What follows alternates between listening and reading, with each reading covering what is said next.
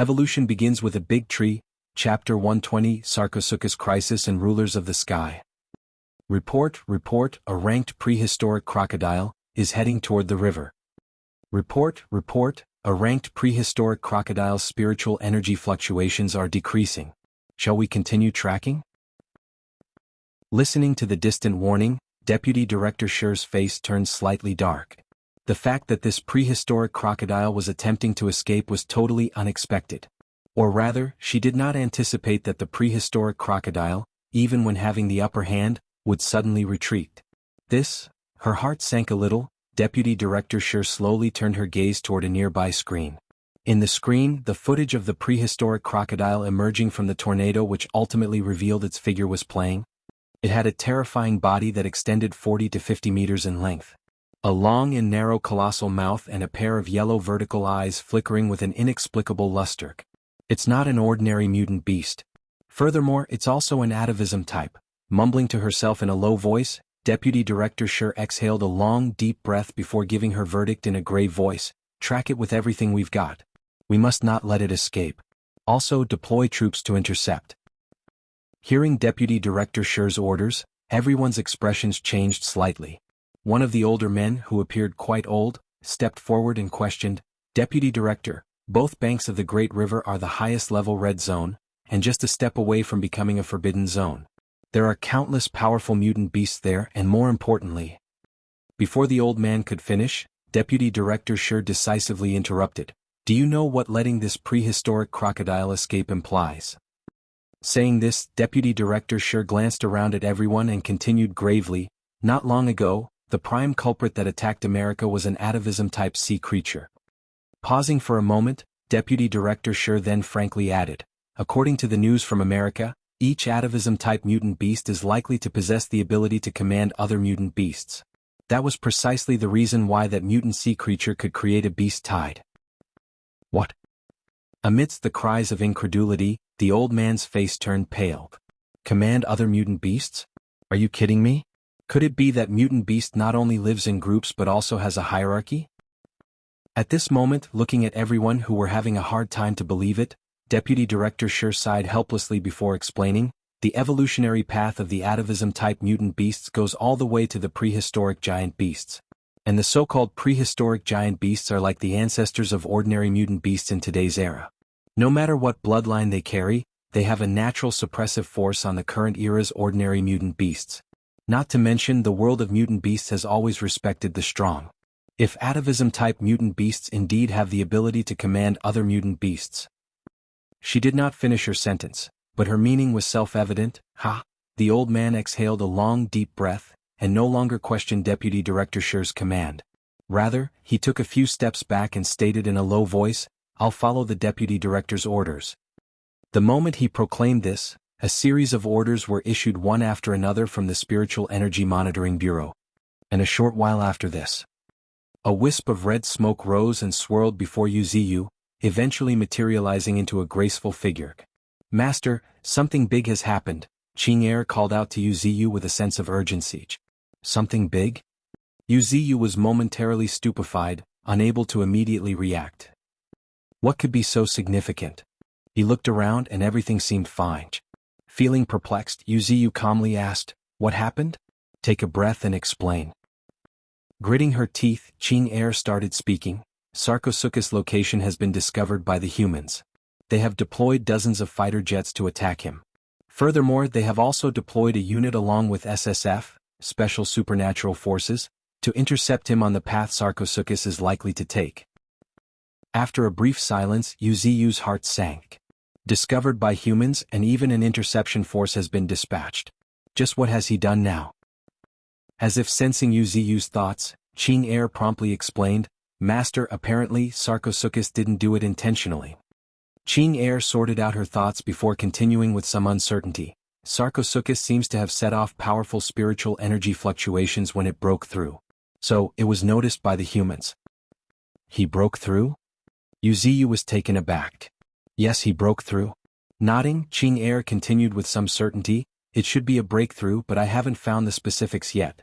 So far, I've only received a mission to intercept him with a SSF team." They are even sending you? With rare solemnity Yuziyu asked back. Yes, this time the upper brass seems to be quite determined. According to rumors, someone discovered that Sarcosuchus is an atavism-type mutant beast, elevating his danger level to the highest. Listening to Qing Er's reply, Yuziyu's gaze could not help but flicker.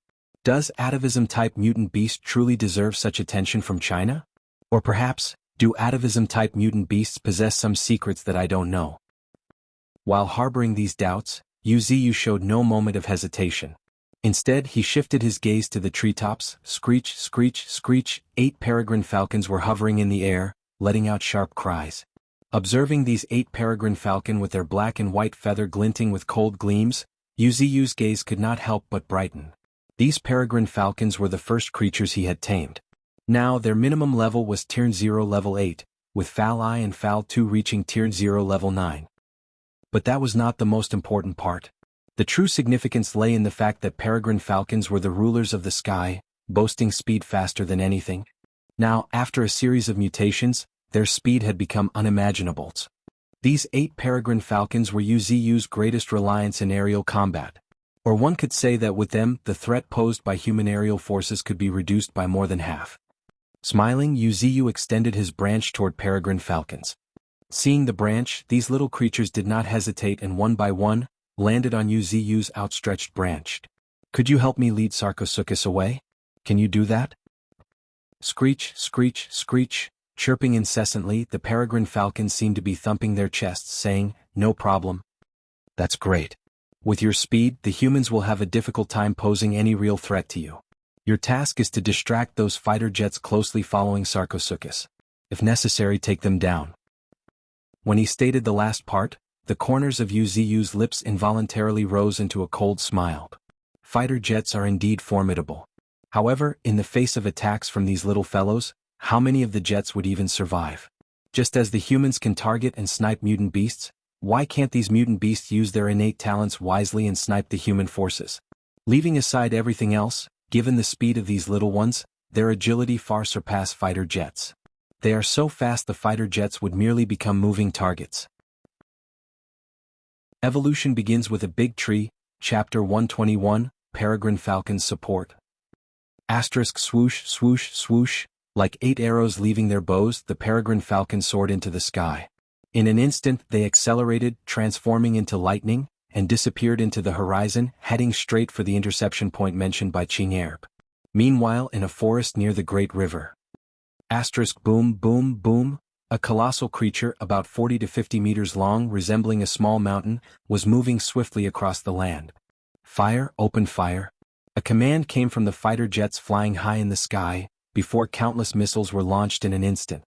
Much to Sarcosuchus' headache, these attackers remained at a considerable distance from him, just beyond his attack range. Moreover, these missiles were not aimed at killing him, but rather to slow him down. Although the current Sarcosuchus could take them on, he hesitated after witnessing the special missiles landing on the mountaintop, freezing everything and setting everything in flames. While these missiles did not pose much danger to him, if multiple such missiles hit him at once, the consequence of it would be uncertain. Because he remembered what the divine tree had once told him, while human weapons pursue lethality, they are also more targeted. Therefore, never challenge that horrible race by relying on your strong defense. Thus, Sarcosuchus had to adopt an alternative approach. He abruptly came to a halt. His body remained motionless, but that thick, sturdy tail did not. He swung his tail like a whip, leaving behind a blurry yellow trail.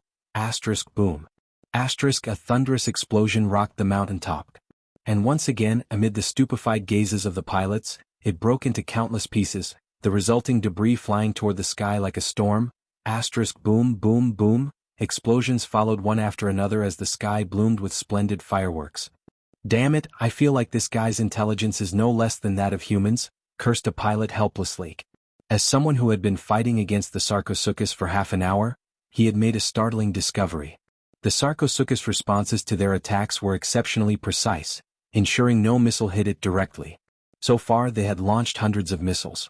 However, not a single one of them had struck the fearsome creature. The sheer size of Sarcosuchus made him a live target. Nonetheless, they could not land a single missile on it, including the guided missiles. Just when they were about to hit, Sarcosuchus managed to evade them at the very last moment, swinging his enormous tail and exploding them in the most outrageous way. His speed was incredibly fast, almost unimaginable. He could erupt with power within a moment, swatting away the guided missile with his tail, even before the missile could explode. The pilot's emotions were in a complete turmoil, as if thousands of horses were galloping on his chest. A wry smile appeared on the faces of these pilots. Fortunately, their task this time was relatively simple. All they had to do was stall the prehistoric crocodile and wait for the arrival of the troops, including SSF. Looking at the rapidly approaching reinforcements, a pilot breathed a sigh of relief before speaking in a serious voice, "Hold on for 3 more rounds of bombing. Let's try to force this prehistoric crocodile to the designated location at the foot of the mountain, where we'll have support from the troops." "Copy that." Immediately came a unified response through the earphones. Next, the fighter jets quickly changed their formation, starting another round of bombing.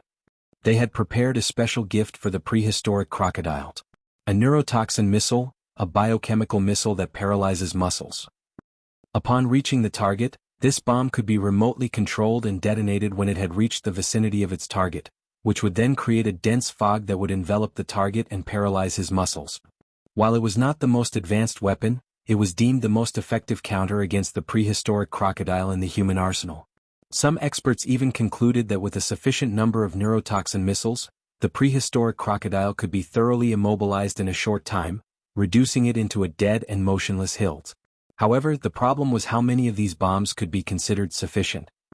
Looking at the stock of ammunition, the pilot sighed and shook his head helplessly. "Let's give it a try." With determination, he gazed at the black dot a kilometer below, his eyes glinting with a cold gleam. "Go to hell!" he roared, and several neurotoxin missiles dropped from the fighter jet, swooped down like arrows toward Sarcosuchus. Unaware of the impending danger, Sarcosuchus continued moving swiftly, occasionally pausing to swat away the dense barrage of missiles by throwing small mountains. But at this moment, his pupils suddenly contracted as he noticed several missiles bypassing the explosions and nimbly making a curve, flying their way straight above his head. "What's this?" He instinctively put up his guard, but it was too late already. Boom, boom, boom. With deafening explosions, the missiles detonated right under Sarcosuchus' astonished eyes, transforming into a strange fog that enveloped him. There was no time to dodge them, nor was there any room. Half of Sarcosuchus' body was enveloped within the fog. However, at this very moment, Sarcosuchus' heart suddenly started pounding rapidly. Paralysis. He had lost control of half of his body. And in that brief moment, boom, boom, boom. Several more missiles directly hit him, exploding into mushroom-shaped clouds of smoke. It worked, it worked. Yes, keep going. Keep going. Excited cries echoed in the pilot's earphones as dozens of pilots became excited. However, at that moment, they failed to notice that far on the horizon, 8 peregrine falcons' eyes turned red, watching Sarcosuchus engulfed in fire and smoke caused by the missiles. Regardless of whether his physique had changed or his strength had leaped by a huge margin, his familiar smell had not changed. Fourth brother, their closest companion, was being attacked by these humans right before their eyes. Screech, screech. One after another, the high-pitched calls of the 8 peregrine falcons resounded before they accelerated once again. Among them, Foul Eye and Foul 2 stirred up storms in their surroundings, swoosh, swoosh, swoosh, as if tearing through the air, they instantly accelerated to a speed far beyond human comprehension. At this moment, countless people in the Spiritual Energy Monitoring Bureau had a drastic change in their expression. How is this possible? Incredulous exclamations filled the room as the monitoring personnel stared in amazement at the rapidly rising spiritual energy fluctuations on the battlefield. 8. A total of 8, and the highest spiritual energy reached a staggering 9,000, with even the lowest being over 8,000. However, that was not the most important thing. What was most crucial was their incredible speed. Looking at the blinking red dots on the screen, everyone was dumbfounded. But the next moment, as if realizing something, someone urgently shouted, "Quickly, quickly inform the Air Force that unknown fierce birds are approaching. Hurry." Evolution begins with a big tree, Chapter 122, The Retreat of Air Force. Warning, warning, unknown dangerous birds approaching. Warning, warning, unknown dangerous birds approaching. Listening to the repeated warning, the faces of the pilots turned slightly pale. Unknown dangerous birds? Approaching? Could it be that our attacks have caught the attention of other mutant birds? But isn't that to be expected? The roars of a fighter jet were very likely to attract the attention of other mutant birds. In certain designated areas, human aircrafts would not dare to venture, because they were the territories of powerful mutant birds. Just like the murder of a black crows. Countless mutant crows would come, capable of overwhelming any aircraft. Or the Fury Wind Eagle, who just recently broke through. Their wings alone could generate winds strong enough to throw aircraft off balance in the sky. When facing these highly agile and powerful mutant birds in the air, the aircrafts could only helplessly wait for the ground artillery's support. They were simply not on the same level, so how could they compete? Once mutant birds possessed firepower comparable to fighter jets, and coupled with their innate agility, it could be said that even the most advanced aircrafts of China would become nothing more than live targets, unable to escape. And now, they seemed to have attracted the attention of these mutant birds. Moreover, as they listened to the anxious voices through the headsets, their hearts could not help but weigh down with worries. In the back of their mind, an ominous premonition emerged. Just right at that instant. Asterisk screech. Asterisk a sharp piercing cry that could even crack the stones suddenly exploded in their ears. Before they could even react to the sharp cry, or one could even say that before even their minds could react to the sudden cry. Asterisk boom. Asterisk a thunderous explosion occurred as one of the fighter jets came to a sudden halt. Then, in the horrified gazes of the pilots, it exploded. Without any warning, in just an instant the jet was attacked and exploded. Gulp, subconsciously swallowing saliva, one of the pilots accelerated instinctively. But the next moment. Asterisk screech. Asterisk another piercing cry that could pierce metal and crack stone resounded, and immediately after, this pilot did not even have time to react as the aircraft's cockpit was pierced through. Asterisk squish. Asterisk a crisp sound followed as the pilot's chest was pierced through. Touching the fist-sized hole in his chest that was continuously bleeding, the pilot died without even knowing what kind of dangerous bird it was. Mach 4.6? An incredulous cry filled the spiritual energy monitoring headquarters once again. Looking at the speed calculated by the supercomputer on the screen, the countless members of the staff was dumbfounded. Mach 4.6 impossible? It far surpassed the average speed of human fighter jets, which was around Mach 3. Although in human history the fastest aircraft, the X-43A hypersonic aircraft made by America, had reached a speed of Mach 9. More importantly, it was not a combat aircraft, but an experimental one designed to achieve the highest speed. In other words, human technology could not apply such speed to an aircraft for combat purposes. Not only were the materials insufficient, but there was also no one capable of controlling such flying vehicles for combat. But now an absurd situation has arisen. Unknown dangerous birds had erupted with a terrifying speed of Mach 4.6. Moreover, while maintaining this speed far surpassing ordinary fighter jets, they even attacked. In the blink of an eye, 4 fighter jets had lost contact. We're in serious trouble. Exchanging glances, a serious look took over the faces of numerous staff members, with Deputy Director Scher looking particularly troubled. Screech, screech, screech. The dive speed of the Peregrine Falcons was simply jaw-dropping. Furthermore, this was when the strongest of the Peregrine Falcons, Fal I and Fal II, had not launched an attack. Only because, at this moment, they spread their wings and disappeared into the mist where Sarcosuchus was, leaving 2 black flashes. Screech, screech. 2 more calls filled with concern echoed. But the next moment, to their surprised gaze, a massive black figure, resembling a small mountain, slowly stood up from the ground. Gruer. Filled with unwillingness, Sarcosuchus gazed deeply at the dozens of small black dots in the sky, resembling flies. Then, his gaze shifted and locked onto the 2 fist-sized Peregrine Falcons before him. Did Divine Tree send you here? Screech, screech, Fal I and Fal II cried out, particularly excited. Okay, I got it. I'll go back now. Nodding, the Sarcosuchus understood the message from the Peregrine Falcons.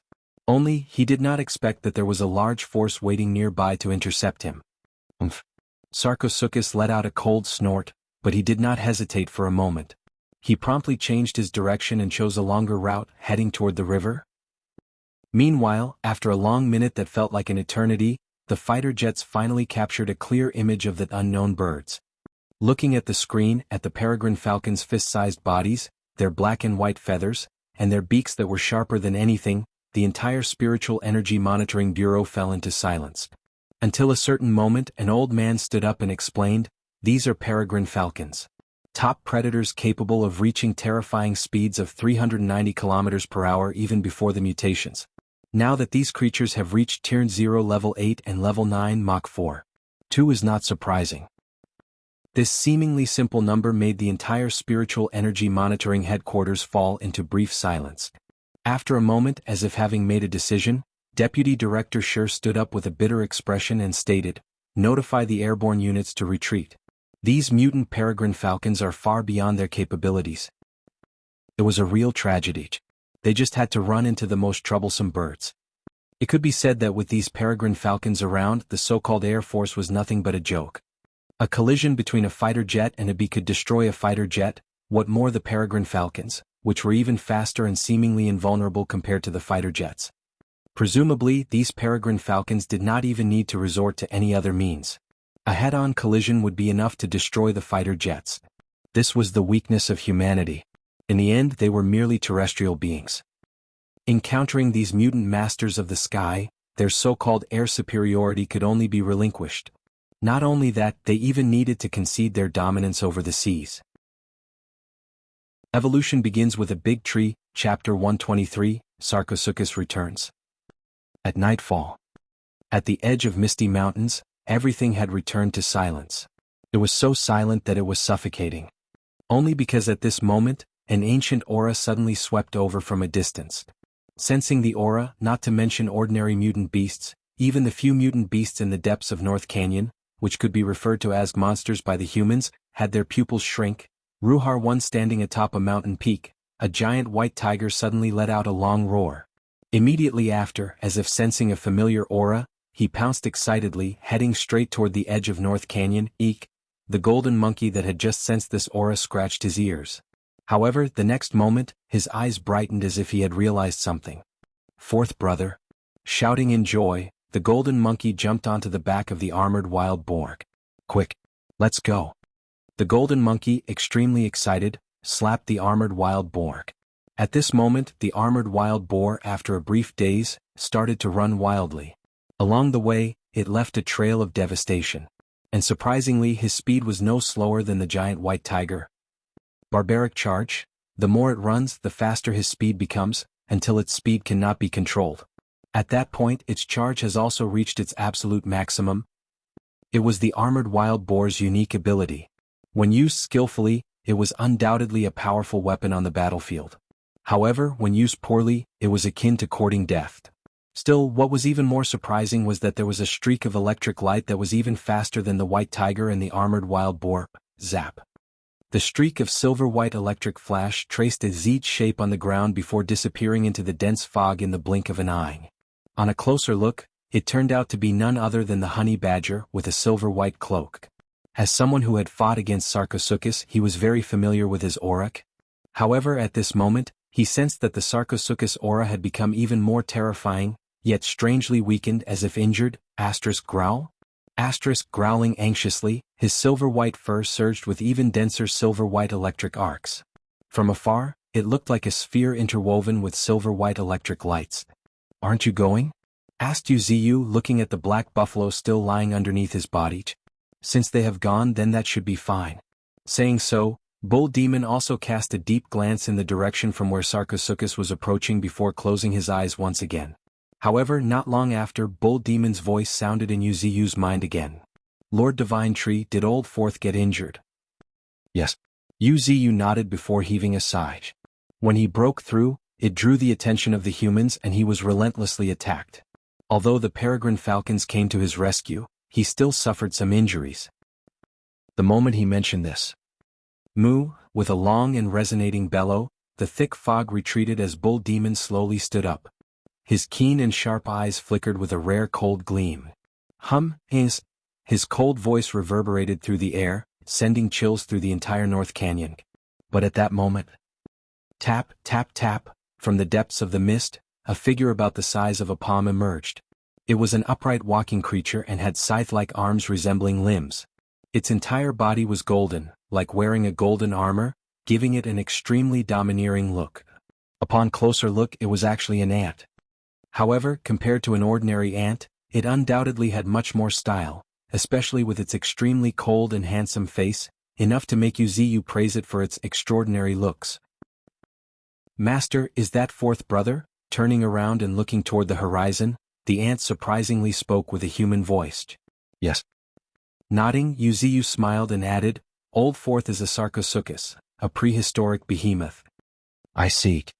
A glimmer of inexplicable light flickered in the depths of his eyes before the golden ant changed the subject and asked, "Was fourth brother targeted by the humans?" Yes. Wuxia responded as helplessness took over his face. "When you guys break through, it's best to do it in the secret crypt, where the spiritual stones can isolate your aura, preventing you from being detected by the human spiritual energy monitoring." As he said this, Wuxia raised his eyes and looked deeply into the depths of the night sky. Vaguely, he felt that there were a pair of eyes constantly watching them in the night sky. However, just at this moment, as if sensing something, Wuxia's pupils suddenly contracted. These bastards never rest. With a cold snort, Wuxia's gaze shifted to the edge of Misty Mountains. Then he slowly raised his branch. And then he clenched it hard like a human palm. At the same time, at the edge of Misty Mountains, mist suddenly started swirling, taking the shape of a beast in an instant. Immediately after, this mist beast fiercely bit into the air, crack, star. Accompanied by a crisp sound, some parts in flames fell on the ground. It was a drone. And not just any ordinary drone. The smaller ones were as small as bees. They were so silent that it was no wonder that the Sarcosuchus and peregrine falcons did not notice. Fortunately, since Wuxia upgraded his mastery of mist to level 3, his mastery over the mist had reached an incredible level. Everything else was fine, but drones like this would be instantly detected by him the moment they entered the dense fog. As for whether his act of damaging the drone in such a way would be noticed by humans, Wuxia did not care too much about it. He already intended to expose the existence of the mist beasts, so now he could take this opportunity to show them off. Anyway, he had done what he needed to do. As for the remaining time, Wuxia did not mind playing with the humans. Moreover, the most important thing was that Wuxia felt that this was a great opportunity for another breakthrough. If everything went according to plan, he could upgrade another ability. Thinking about this, Wuxia could not help but smile mischievously. Evolution begins with a big tree, Chapter 124, Elemental Life Form. Bioweapon. At the Spiritual Energy Monitoring Headquarters, each and every staff member's eyes were glued on the frozen image on the screen. What's that? Mist? Are you kidding me? Indeed, it was mist. They saw a swirling mass of mist form a vortex, and then a creature made of mist emerged from it. Then, in just one bite, it crushed China's most advanced drone. Can someone please explain what that is? Deputy Director Sher stood up and asked with a grave expression on her face. I don't know, it's unheard of. It's the first time I'm seeing it too, replied a middle-aged man who was very knowledgeable and had done a lot of research on mutant beasts. But even he could not explain it. Just then, a gray-haired old man wearing spectacles suddenly stood up, as if he had thought of something, replying hesitatingly, could it be that the recent theory is correct? Recent theory? Deputy Director Sher furrowed her brow as a puzzled look appeared on her face. After a moment, the old man looked around at everyone and explained, recently one of my students proposed such a theory. The theory suggests that everything is evolving, so why can't elements evolve too? According to this theory, the elemental life form is also the result of evolution. Upon hearing the old man's explanation, the crowd fell into silence. Evolution of elements? This idea was clearly completely unfamiliar to them. However, one thing was certain, in this age where everything was evolving, anything was possible. Just at this moment, a voice filled with curiosity asked, Old Nyo, given your stubbornness, you still listen to your student? I wonder who this talented student of yours is? Tell us, maybe I know this person?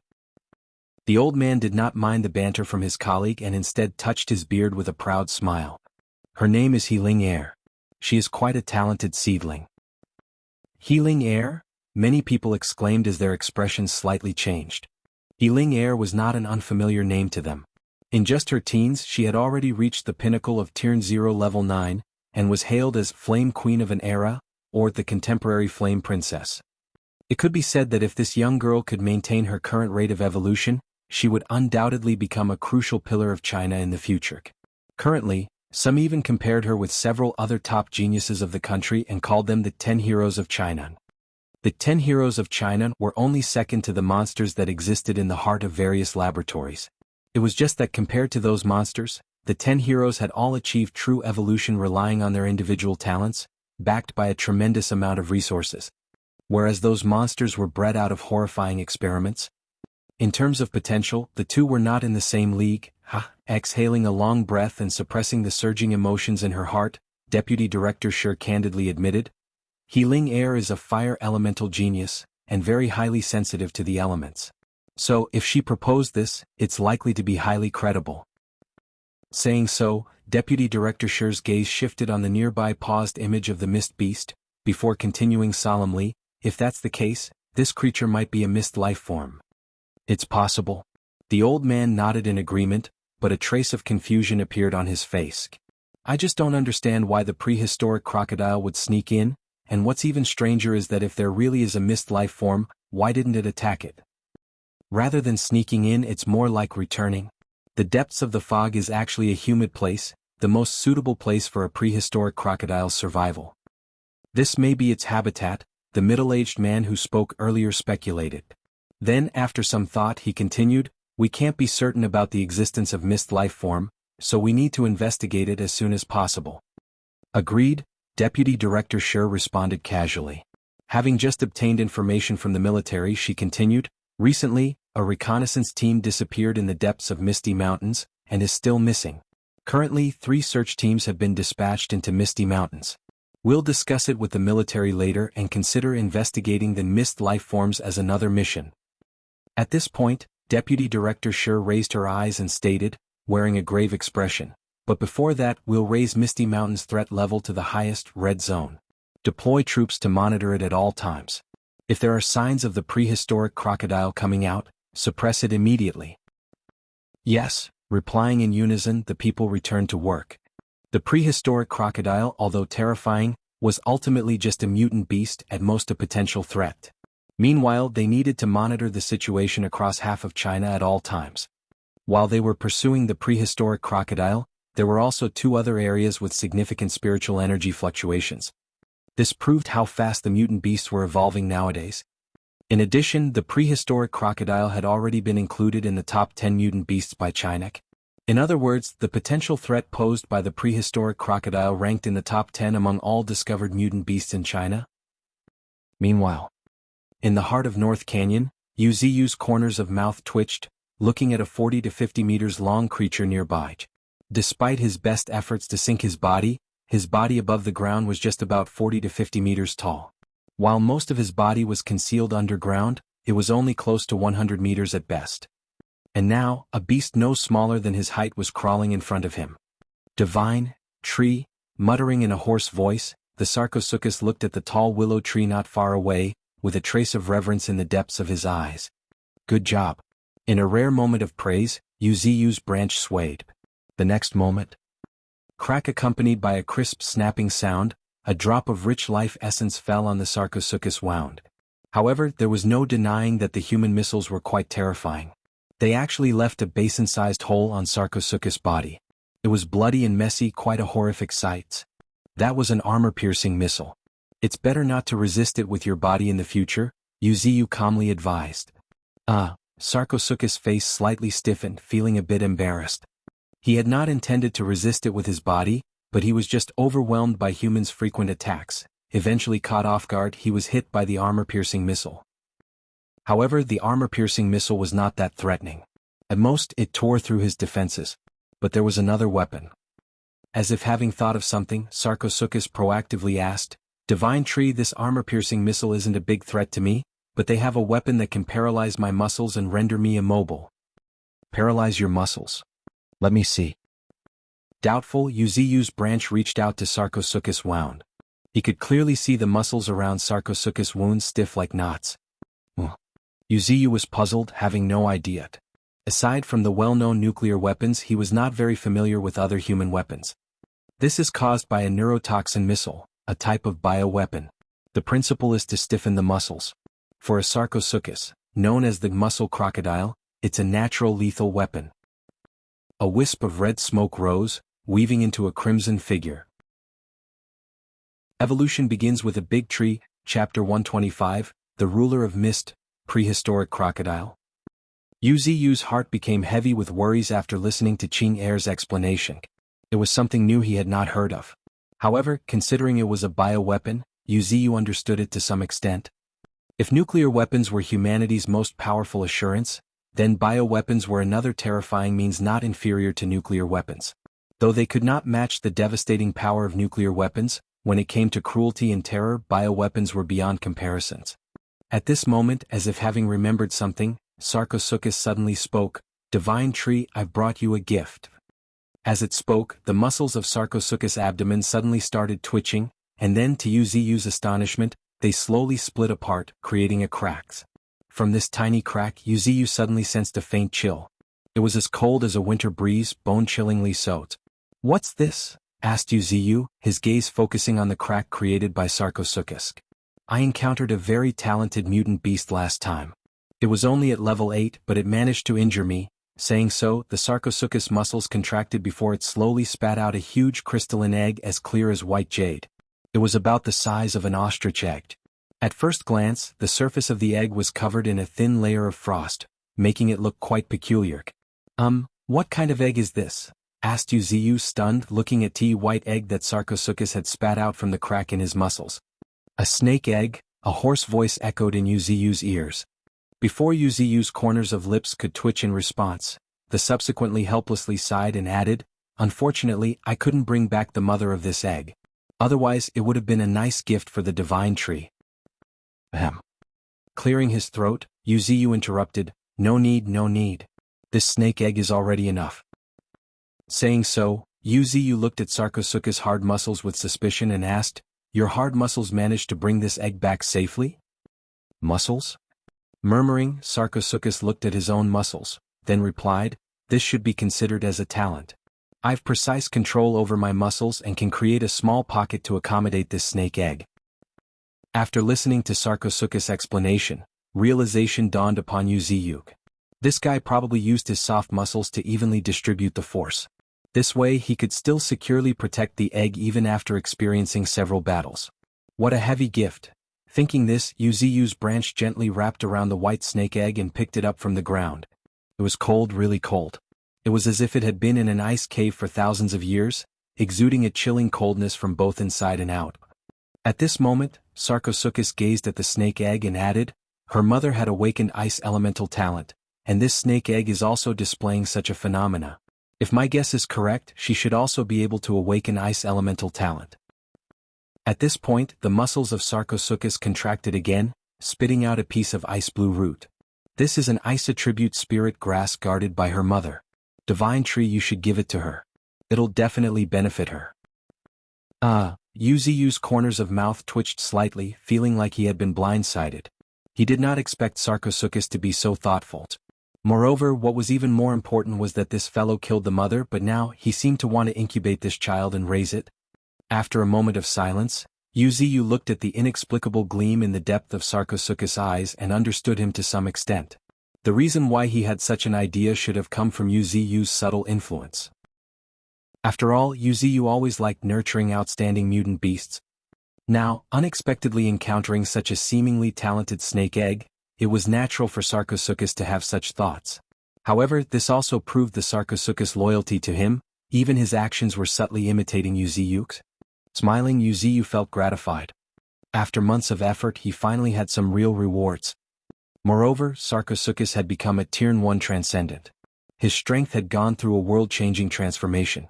He could now carry out heavy responsibilities. Thinking of this, Yu teased, "You broke through pretty quickly. Look at White Tiger and Flathead, they're almost going crazy with envy." Listening to Yu's teasing, Sarcosuchus turned his head with interest, looking at the honey badger who looked like a little dot, and the white tiger who was much shorter than him. However, being naturally aloof, he did not have much inclination to talk to anyone other than Yu. But considering the excitement of White Tiger and Honey Badger when they rushed over, Sarcosuchus responded with one word, "Thanks." Looking at each other, the Honey Badger, White Tiger, and the others were rendered speechless. After Yu praised him so much, he only said one sentence to them, and it was so cold. However, at this moment, before they could say anything, Sarcosuchus lifted his massive body and walked toward Spirit Lake. Asterisk boom boom boom. His every step seemed to cause small earthquakes, shaking the entire canyon continuously. However, at this moment, as if he had discovered something, Sarcosuchus looked at the spirit lake with a tinge of helplessness in his eyes. But before he could say anything, a voice rang in his ears: "Go to the center of Misty Mountains and claim the territory as your own and create a lake. I'll grant you life essence to help you form a spirit lake." Hearing Uzu's voice, a hint of joy appeared on Sarcosuchus' face. "Thank you, divine tree." Sarcosuchus quickly rushed toward the exit of North Canyon. Apparently, the allure of the spirit lake was quite substantial to him. Meanwhile, Ching Er, who was sitting on one of Uzu's branches, watching the departing figure of Sarcosuchus, could not help but laugh, saying, "I didn't expect that this little guy would be the first to break through." "Little?" Uzu voiced his astonishment, looking at the massive body of Sarcosuchus as a doubtful look appeared on his face. "I called him little because he is little. In front of me he will always be a younger brother." Huffing, Ching Er pouted her lips. "Fine." A moment of silence ensued. Uzu too did not want to argue with Ching Er. However, at this moment, Ching Er seemed to have thought of something and suddenly spoke up. "Master, now that the humans know there's a prehistoric monster like Sarcosuchus in Misty Mountains, what should we do?" "Isn't it great?" A playful smile flashed on Uzu's lips, and his eyes flickered with a glint of mystery. "Since Sarcosuchus got exposed, let him take the lead." The title, "The Ruler of Misty Mountains, Prehistoric Crocodile," sounds quite impressive. Then I can use the mist beast to conceal the truth. It would mark that start of a dangerous area for humans. As for me, I could hide behind the scenes. With Sarcosuchus taking the stage, my risk of exposure would be significantly reduced. And I can protect Sarcosuchus from behind the scenes. One tree, one beast. One inside, one outside. It would be seamless cooperation. However, Uzu's plan to let Sarcosuchus take the lead was mainly due to his thoughtful nature and strength, which was enough to bear the responsibility. If it were that stupid tiger instead, it would be a blessing if Uzu could keep him hidden. Evolution begins with a big tree, Chapter 126, The Mist, Forbidden Zone. As the cold night approached, Misty Mountains once again fell into its initial silence. Unlike other deep forests, the silence of Misty Mountains were quite distinctive. Even the search teams that had been conducting various investigations for months were at a loss when they entered Misty Mountains. Midnight was the prime time for mutant beasts to hunt for food. However, on the Misty Mountains, it became eerily quiet at night. And the occasional eerie howls would send shivers down the spine, giving everyone goosebumps. Either Misty Mountains is home to some powerful mutant beast, or there are hardly any mutant beasts here, speculated a very veteran soldier. However, both situations were anything but good. Behind both scenarios lurked greater dangers. One possibility was that Misty Mountains were the territory of a powerful mutant beast, while the other was that there was a threat in Misty Mountains that even mutant beasts dared not approach. Sighing, the recon soldier paid extra attention, and even when he looked toward the depth of Misty Mountains, he seemed to be extremely cautious. If he remembered correctly, the captain had just mentioned that there was a prehistoric crocodile in the Misty Mountains, and also about some strange mist life forms. Wait, mist life form? Doubtfully, another recon soldier looked at the surrounding dense white mist, carefully observing for a while. However, at this moment, whether it was an illusion or not, he felt as if the mist had come alive. In a daze, the other recon soldier took a few steps forward. "Old Third." A cry of alarm resounded as several other figures rushed over. Unbelievably, the soldier called Old Third seemed to be completely oblivious to their presence and continued walking ahead. However, if one looked closely at Old Third, they would see a confused look on his face. "Old Third, come back. What are you doing?" Continuous alarmed cries followed as the other soldiers noticed the unusual behavior of Old Third. However, at this moment, Old Third actually stepped into the heart of the dense mist. Boom. Star. Suddenly, the dense fog accelerated, surging like a storm. The next moment, in the horrified gazes of the other soldiers, Old Third's figure disappeared without a trace. "Old Third. Where are you? Don't scare me." Anxious cries echoed in the darkness of the night, as the entire reconnaissance team fell into chaos. However, for some reason, everyone's heart became unbearably heavy. Especially an observant soldier who caught sight of a hint of red and a piece of clothing on the ground not far away. As if struck by lightning, he stood there looking dazed. Grower. Suddenly, a resonant roar seemingly coming from ancient times came from behind. The observant soldier stiffly turned his head and saw the fog slowly swirl. The next moment, a ferocious mouth slowly opened within that swirling vortex of mist, crunch amidst the bewildered gazes of the other soldiers, followed by a crisp sound of biting. Another soldier was swallowed by the dense mist. For a moment, the entire reconnaissance team fell into an eerie silence, while their hands and feet turned cold. These guys seem really frightened. A wisp of red smoke swirled as Qing Er appeared on a treetop like a ghost, her soft and tender feet slightly in the air. Her figure was in a red veil, appearing and disappearing amidst the dense mist, looking ethereal and ghastly. Do we need to intervene? A cold and hoarse voice resonated on Qing Er's shoulder. Looking up, she discovered a rather handsome ant standing quietly on her shoulder. At this moment, this ant, seemingly wearing a golden armor, had his 4 legs crossed around his chest, and happened to be glancing toward the nearby soldiers with a tinge of coldness in his eyes. The golden ant, the 5th beast under Yu Ziyu's command. He was one of the few individuals who knew about Qing Er's existence. According to him, Qing Er had rescued him from a human laboratory. He could not forget such kindness, nor did he dare to forget. Are you really so eager to kill? Teased Qing Er, covering her mouth, giggling. Unable to give an answer, the golden ant turned his head slightly, avoiding Qing Er's playful gaze. Meanwhile, seemingly sensing the complexity deep in the golden ant's heart, Qing Er helplessly shook her head and then pointed at one soldier. The guy over there seems to have gone insane. Let him go, and as for the others, you can do as you wish. Having said that, the wisp of red smoke swirled, and Qing Er disappeared into the dense mist. Elder, sister, elder. Taking a long and deep look in the direction where Qing Er had left, the golden ant remained silent. Then he slowly raised his legs. With a thunderous bam, the golden ant's footstep caused a tree trunk as thick as an arm to bend violently, as if it was unable to bear the golden ant's weight. At the same time, leveraging the elasticity of the trunk, the golden ant turned into a streak of golden light, and vanished into the depths of the dense mist in the blink of an eye. However, a short while later, blood stained the ground crimson. Yet the most chilling thing was that not a single scream was heard. The swirling mist had concealed all the slaughter. However, there was one soldier still alive. He stood there like a fool, his gaze dull, motionless. Occasionally, a muffled groan would come from the thick mist, causing him to shudder. I never thought he'd really go insane. Taking a deep look at the last remaining soldier of the reconnaissance team standing in a daze, the golden ant could not help but murmur. Then, after wiping off the blood on his 4 legs, the golden ant silently turned and headed toward the depths of the thick mist. Madmen were the most honest, and a madman who had come out of Misty Mountains alive would add even more credibility to certain rumors. Presumably, it would not be long before the surrounding cities would hear a rumor circulating, "Do not venture in Misty Mountains. Anyone who managed to come out of Misty Mountains has either gone mad, or had lost his mind, falling into a trance." And this was exactly what Yu Ziyu and even the entire North Canyon was eagerly anticipating for. The power of rumors was fearsome.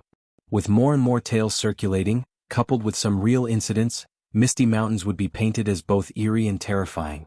Of course, there was no denying that Misty Mountains already appeared quite eerie to outsiders. It was perpetually shrouded in dense mist.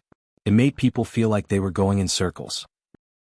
And now, with the uncertain existence of mist life forms, and the fearsome prehistoric crocodile. Unknowingly, Misty Mountains, which was not far from a city, had shown signs of becoming a forbidden zone. Evolution begins with a big tree. Chapter 127, Ling Heirs takes action. Is it settled? Yu Ziyu calmly asked, watching the red smoke rising not far away. It's settled. Nodding, Qing Er could not help but smile playfully. Master, with this, will we soon achieve our goal? Indeed, it'll be soon, but the plans can never keep up with the changes. It's best not to have any variables. Heaving a sigh, a trace of concern flashed on Yu Ziyu's face. Currently, everything was indeed proceeding according to plan. However, any unexpected incident could throw a wrench in their plans. But after a moment, Yu Ziyu felt at ease again. The root cause of all accidents is insufficient strength. As long as I've sufficient strength, whatever accident may come, I can suppress them all. With this chain of thought, Yu Ziyu exhaled a long, deep breath and once again immersed himself in cultivating. Meanwhile, the nearby Qing heir could not help but smile, saying, "Master, since you've advanced, you've become more focused on cultivation." Saying that, she turned into a wisp of red smoke and vanished into the ground. Ever since Yu Ziyu had become a Tier 2 transcendent, his root's ability to nurture soul had become even more extraordinary. Now, Qing heir felt that she could break through even without the silver centipede's soul. However, it was not the kind of breakthrough Qing heir wanted. In order to catch up to her master, she must have the silver centipede's soul, a Tier 2 transcendent. Though there was a certain risk, it was a tremendous opportunity in some sense. After all, finding a Tier 2 transcendent in the wild was not an easy task. Moreover, to reduce it into such a pitiful state, to the point that its spirit and morale had hit rock bottom, was not something that ordinary mutant beasts could do. Only humans could. For humans, there were places they avoided known as forbidden zones. However, for anomalies like them, the human laboratories were no different. Perhaps, humans' laboratories were even more dreadful. After all, the feeling of being unable to live or die at their own will was something that had surpassed the limits of what mutant beasts could bear. The next day before dawn, Ling Er, who was far away in the humans' top-secret facility, the genetic research laboratory, slowly opened her eyes. Today's the day. After thinking it over, Ling Er made up her mind. At the end of the day, one must seek for the opportunities themselves. The silver centipede is held captive at a heavily guarded location, where ordinary people couldn't get close. It would take a long time for another opportunity to come. Instead of waiting, I might as well take a risk now and try my luck. With this chain of thoughts, Ling Er got up, changed into a white coat, and walked toward the depths of the genetic research laboratory. Not long after passing through layers of identity checks, Ling Er arrived at the largest laboratory in the genetic research laboratory.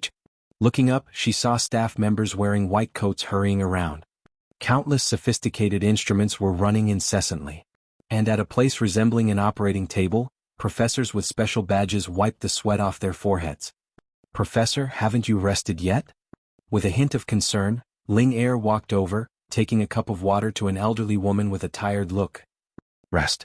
With a benevolent smile, the elderly woman looked at Ling Er and stated, "We've a few major experiments in their final stages, so we need to work overtime." At this point, the elderly woman sized up Ling Er and asked with concern, "Anyway, you sleepyhead, why did you wake up so early?" Ling Er stuck her tongue out, not taking it seriously. Her reputation for sleeping was widely known. Fortunately, thanks to her psychic talent, Ling Er's studies were not affected, and she frequently ranked first. The professors could not help but feel both amused and exasperated with her. Be that as it may, they still doted on her greatly. "I came to check on the silver centipede." After a smile, Ling Er walked toward the depths of the laboratory, under the helpless and doting gazes of the others. "This girl, she's good at everything, but why does she like that scaly monster? Other girls would faint at the sight of it." "Haha, you don't understand. Ling Er is someone who is from forest regions." Amidst discussions, the professors continued on with their work. As for Ling Er, they were not worried about anything. After all, the deeper the areas of the laboratory, the more well-guarded it was. There could not be any accidents. After a short while after this, Ling Er arrived at the depths of the laboratory as planned. The area was dimly lit, further giving it a somewhat eerie atmosphere. In addition, heavily armed soldiers stood on either side. If one looked closely, they could spot numerous surveillance cameras and advanced instruments like infrared sensors around the place. There were no dead angles, no blind spots. Surprisingly, their target happened to be an enormous beast, over 20 meters long, encased in ice not far away. Freezing was the best way to imprison 90% of the mutant beasts. Of course, ice attribute mutant beasts were an exception. This guy looks even more depressed than before. Looking through the glass, noticing the silver centipede's lifeless appearance, Ling Er felt something stir within her. Soon after, the corner of her lips rose into an enigmatic manner, revealing a subtle and imperceptible sneer. She breathed a deep breath as a wisp of red smoke emerged from her mouth. Surprisingly, no one saw this red smoke. Even more astonishing was that not even the most advanced instruments of humans detected it. There were only faint changes in the magnetic field, as if they were quietly conveying some message. Just then, Ling Er. A cry of surprise rang out as an observant elderly woman hurried over. After a moment, looking at Ling Er, who was breathing uniformly, the group could not help but smile wryly. This girl, why did she suddenly fall asleep again? Hearing the elderly woman's sigh, the others also shook their heads in helplessness. Ling Er, no matter how talented you are, you're just not suited for combat. If you suddenly fall asleep during a fight. Before they could finish their sentence, the elderly woman gave them a stern look. What are you saying? Ling Er will conduct experiments with us in the future. Leave the fighting and killing to the men. Evolution begins with a big tree, Chapter 128, Breakthrough. Time passed quickly. In the blink of an eye, several days had gone by. Meanwhile, Yuziyu could not shake the feeling that something was missing.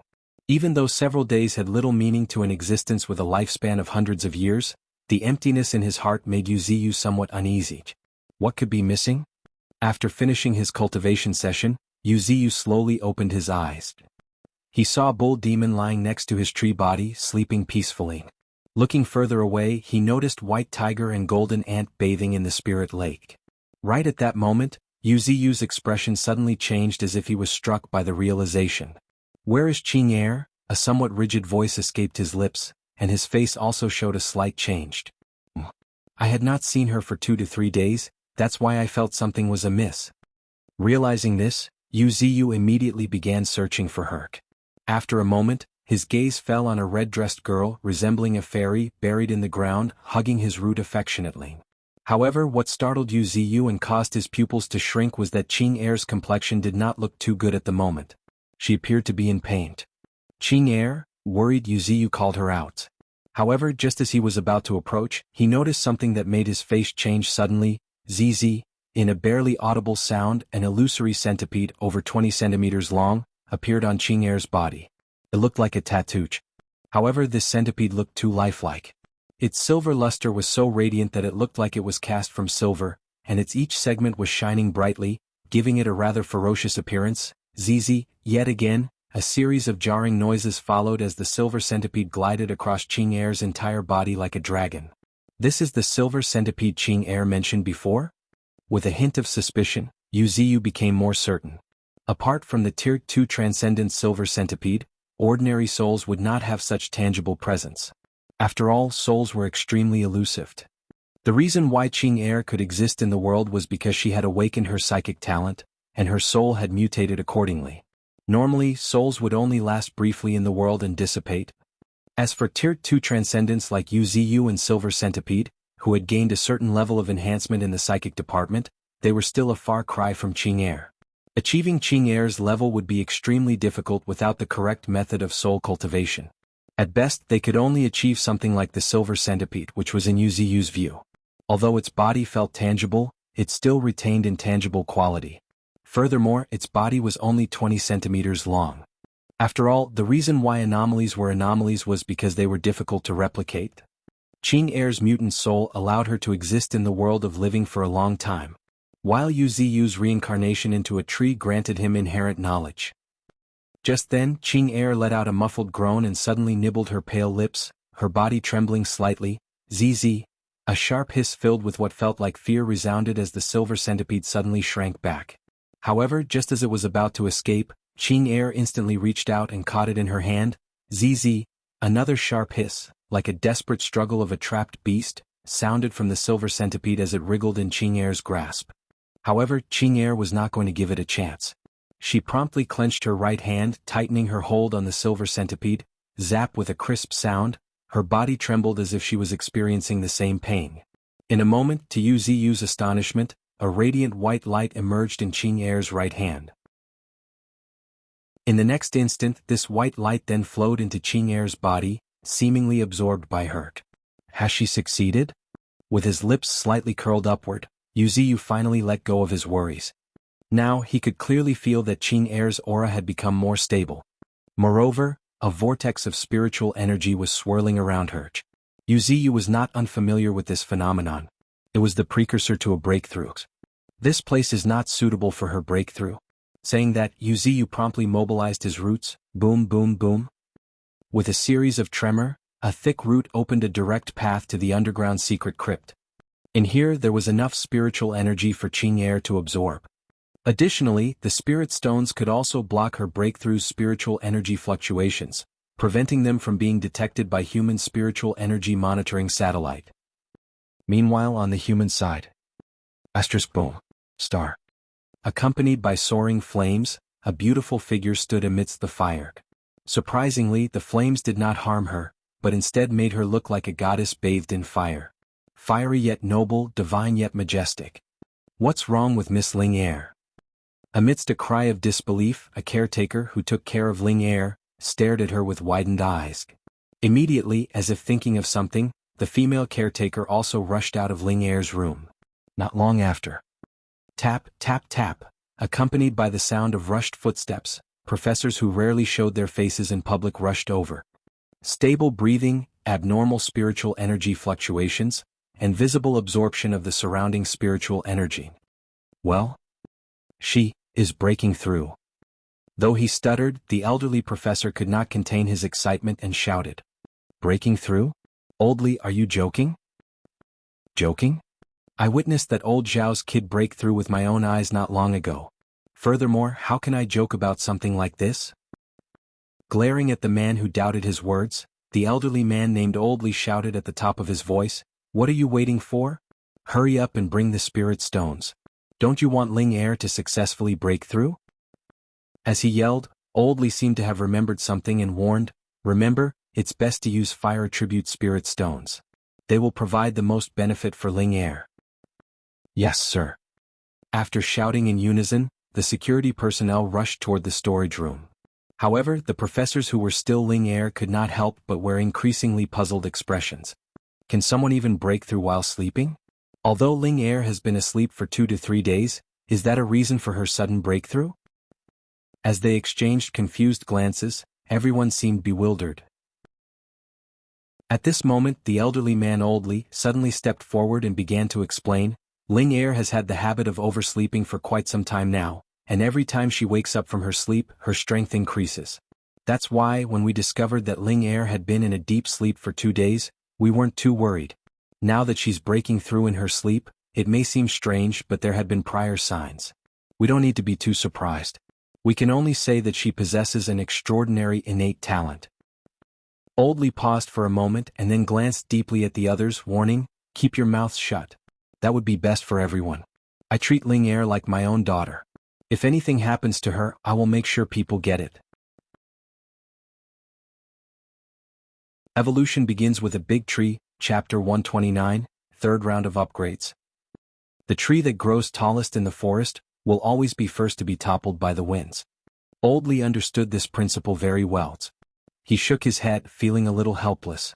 At the end of the day, humans were not united. Currently, they were facing rampaging mutant beasts from the outside, and on the inside there was also an internal strife. As these thoughts crossed his mind, his gaze toward Ling Er became a bit more complex. I hope you can truly shoulder the great responsibilities in the future. Just as he was contemplating, Oldly looked at the onlookers and calmly stated, Disperse, we cannot interfere with this kind of breakthrough. All we can do is wait. Yes, Oldly. Saying that, the crowd of onlookers slowly dispersed. However, on this very day, a legend about Flame Princess breaking through while sleeping began to circulate among the upper echelons of human society. In North Canyon. After sending Qing Er to the secret crypt, Yuziu no longer paid attention to her. Breakthroughs, relatively speaking, were a very lengthy process. Especially Qing Er's breakthrough, it involved a transformation of her very essence. This girl, she didn't even give me a heads up about her breakthrough. Is she afraid that I'll worry? Shaking his head, Yuziu could not help but feel a bit helpless. Of course, more than that, he felt a sense of fondness for her. At this moment, it seemed as though he had thought of something, and Yuziu could not help but smiled. I can take advantage of these 2 days to prepare a breakthrough gift for Ling Er. Also, I wonder if Sarcosuchus has made use of the spirit lake yet? As he spoke, Yuziu's consciousness reached the surface of the earth. After a moment, he raised his perspective, gazing into the far corner. Surprisingly, about 20 kilometers away from North Canyon, there was a very large lake. A preliminary estimate suggested that this lake was at least the size of 4 or 5 football fields. Ha! It will take quite a bit of my life essence to transform this lake into a spirit lake. Yuziu sighed, but he did not look that bothered. Life essence might have been precious, but it was necessary to make the best use of it without harming his own foundations. Moreover, transforming this lake into Spirit Lake was not just a gift for Sarcosuchus but also for future needs. After all, as his base camp, it was impossible for there to be just so few mutant beasts. Even for the 9 great beasts under Yuziyu, just the storm wolves alone was not a small number. More importantly, Yuziyu's influence would gradually expand. In that case, creating a spirit lake larger than the one in North Canyon was of utmost importance. Thinking of this, Yuziyu's branches suddenly spread out, swoosh, swoosh, swoosh, with continuous sounds of something cutting through the air. Dozens of drops of dense life essence soared through the sky, shooting toward the lake. The next moment, as if Sarcosuchus had sensed something, Grower, an ancient and resonant roar, filled with rare excitement, reverberated through the sky. What was even more jaw-dropping was that more than half of the lake had risen into the air. On a closer look, it turned out to be the colossal crocodile. He had stood on its 2 legs, gazing toward North Canyon. "Remember to guard Misty Mountains for me. I need to recuperate for a while." After using the mist to transmit his voice to Sarcosuchus' ears, Yuziyu's consciousness slowly sank back into his main body. Dozens of drops of life essence were quite taxing on him. Even now he was finding it a bit difficult to cope. However, solving this issue was not that hard. In the future he only needed to occasionally release a bit of life essence to develop the lake into a spirit lake. But for now, naturally, Yuziyu needed to take advantage of the upgrades to make up for the loss. Shifting his gaze, Yuziyu turned his attention to the status screen. Race, Mutant Willow Tree. Rank, Tier 2 Transcendent, Disaster. Evolution points, 9823, can be obtained by absorbing unknown energy and refining under the sunlight, or by preying on other animals, even plants, and extracting from them. Innate talent, Superb Regeneration, a terrifying talent unique to the plants. It greatly enhances the speed of regeneration. Even if relatively fragile parts like branches are damaged, they can regenerate in an instant with the help of the surging energy in the body. Upgraded regeneration ability, even if the majority of main body or roots are destroyed, you can slowly regenerate through the remaining fragments. Abilities, Mutated Branches, Level 2, branches that have undergone several upgrades. Their hardness is comparable to steel. They can be freely bent and extended. In addition, the branches can secrete a toxin that can paralyze and even render prey consciousness. Mutant Roots, Level 2, formidable roots that have reached the pinnacle of strength. Each one is akin to wood dragons. They possess extraordinary strength and can, to a certain extent, absorb plants and animals as nutrients. Hallucinogen, Level 2. Using the mist, you can affect the mind of animals, plants, and even humans, inducing sensory confusion and blurring the boundaries between reality and illusion. Mastery of the Earth Element, Level 2. You can manipulate the earth element, turn the ground into waves, submerging everything. You can alter geology, burying the main body into the ground. Mastery of Mist, Level 3. You can control the mist at your will. While the mist serves as the eyes, it can also transform into anything you want. Flying Willow Leaf Blade. After nourishing the willow leaf with your spiritual energy, continuously refining it, you can shoot the leaf like a blade. The purer the refinement, the more smoothly the spiritual energy can flow through it, and the farther the range and greater the power of the flying willow leaf blade. Wood Dragon, Level 1. The primary root has transformed into a dragon, taking one step to achieving the pinnacle.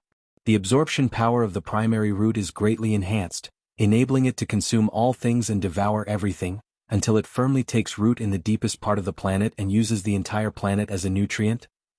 Yuziyu's status screen was quite luxurious. Compared to when he had first advanced to Tier 2 Transcendent, it was on a completely different level. And what was most eye-catching were 3 new abilities: the Mastery of Mist at Level 3, the Flying Willow Leaf Blade, and the Wood Dragon. Because with these 3 abilities, not only would I have more mysterious means, but also significantly increase my power. Feeling the primary root buried deep underground constantly absorbing the Earth's spiritual energy, Yuziyu chuckled. Indeed, the Wood Dragon ability was quite terrifying. It was precisely because of this ability that Yuziyu dared to release dozens of drops of life essence at once. Because the Wood Dragon ability had solidified Yuziyu's foundation. One could say that with this ability, even if his cultivation speed increased, he would not have to worry about an unstable foundation. Roots were basically the foundation of a tree's existence. And now Yuziyu's primary root has far exceeded his current level. With this, how could he possibly worry about issues of foundation instability? Smiling, Yuziyu's gaze shifted to the unique ability, Mutated Branches. He always started the upgrades with the branches. System, I want to upgrade my branches. Evolution begins with a big tree, Chapter 130, the terrifying Tier 3 Transcendent. Ding. A cold and clear electronic system's voice rang in Yu's ears. Ding, the upgrade of one branch requires 1,000 evolution points. Would you like to proceed with the upgrade?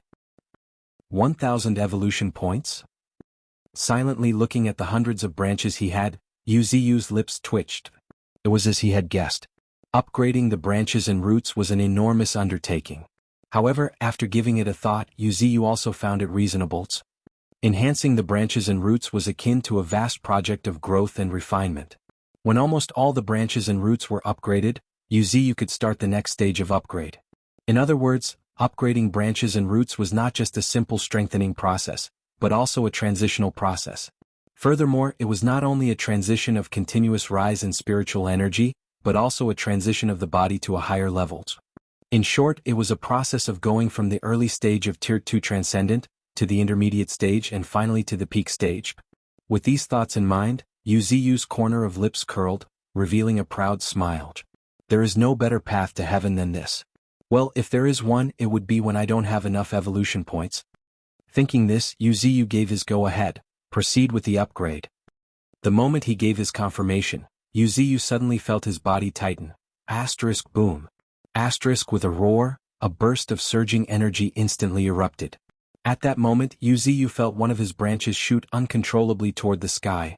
Boom, accompanied by what sounded like a roar, the branch kept extending continuously. What was even more terrifying was that its tip seemed to be swallowing something. It was actually flashing with an inexplicable radiance. Noticing, Yu suddenly shouted, "Disperse."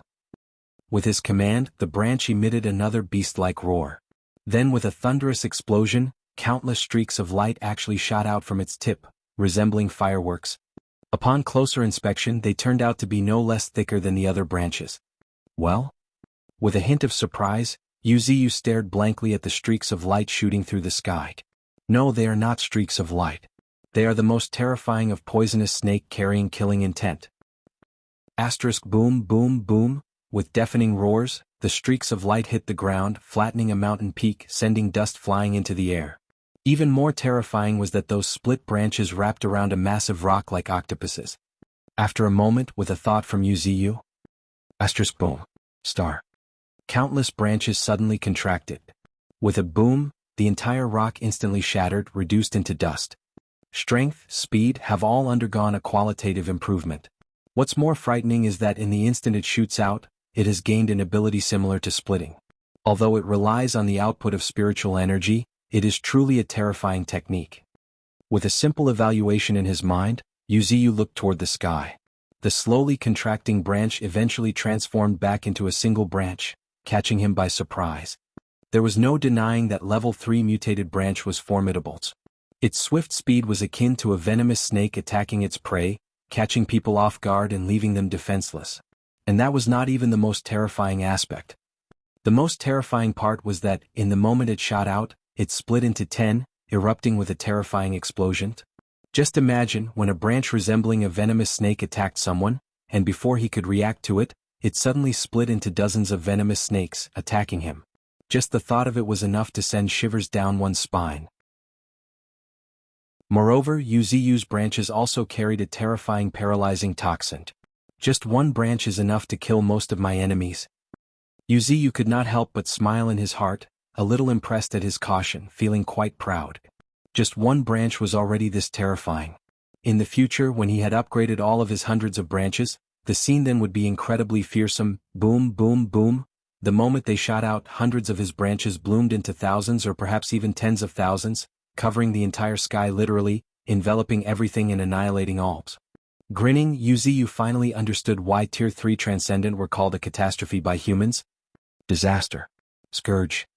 Just like a leopard could be pictured just by the glimpse of its tail, witnessing the enhancement of just one branch allowed Yu to understand how terrifying Tier 3 Transcendence works.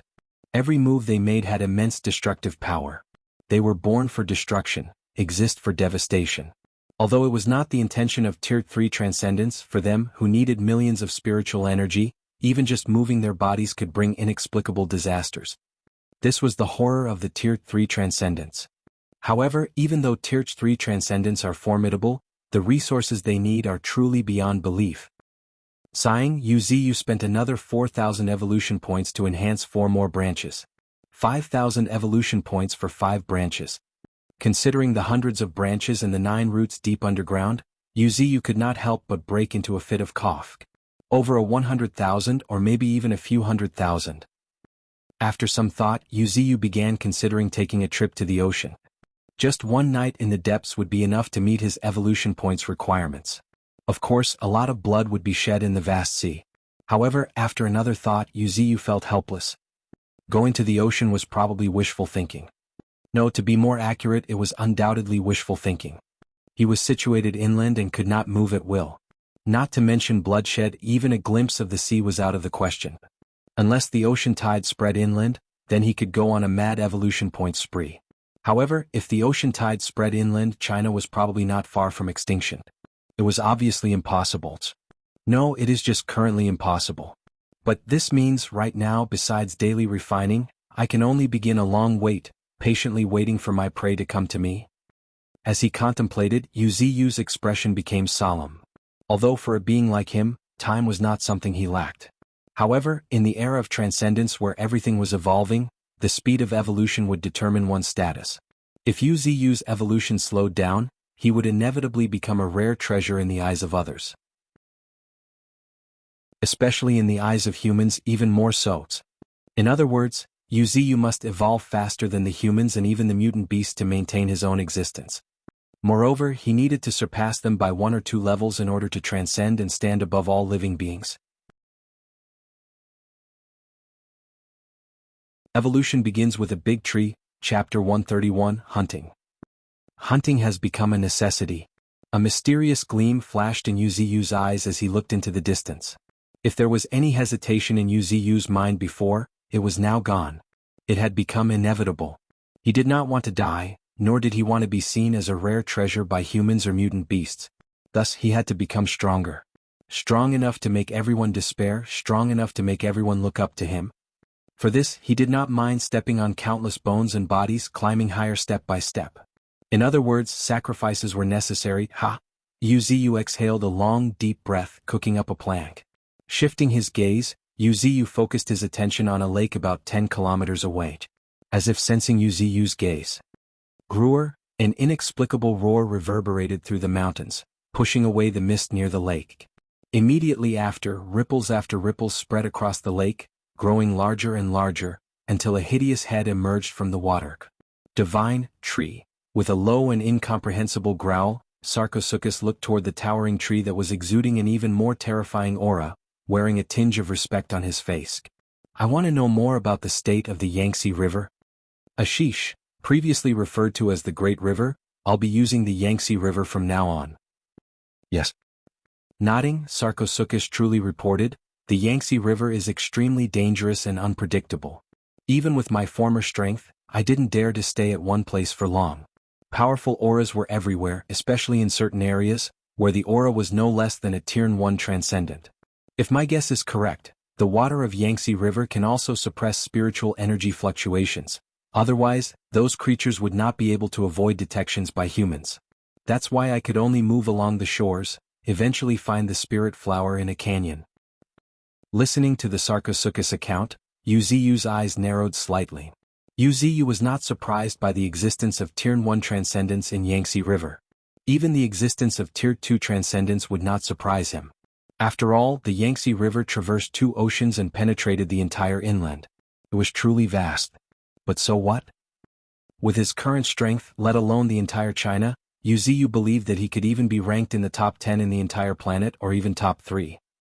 The only reason he did not dare to guarantee first place was only because Wuxia was worried about some mutant beasts that might have some lucky encounter or have been bestowed with amazing talents.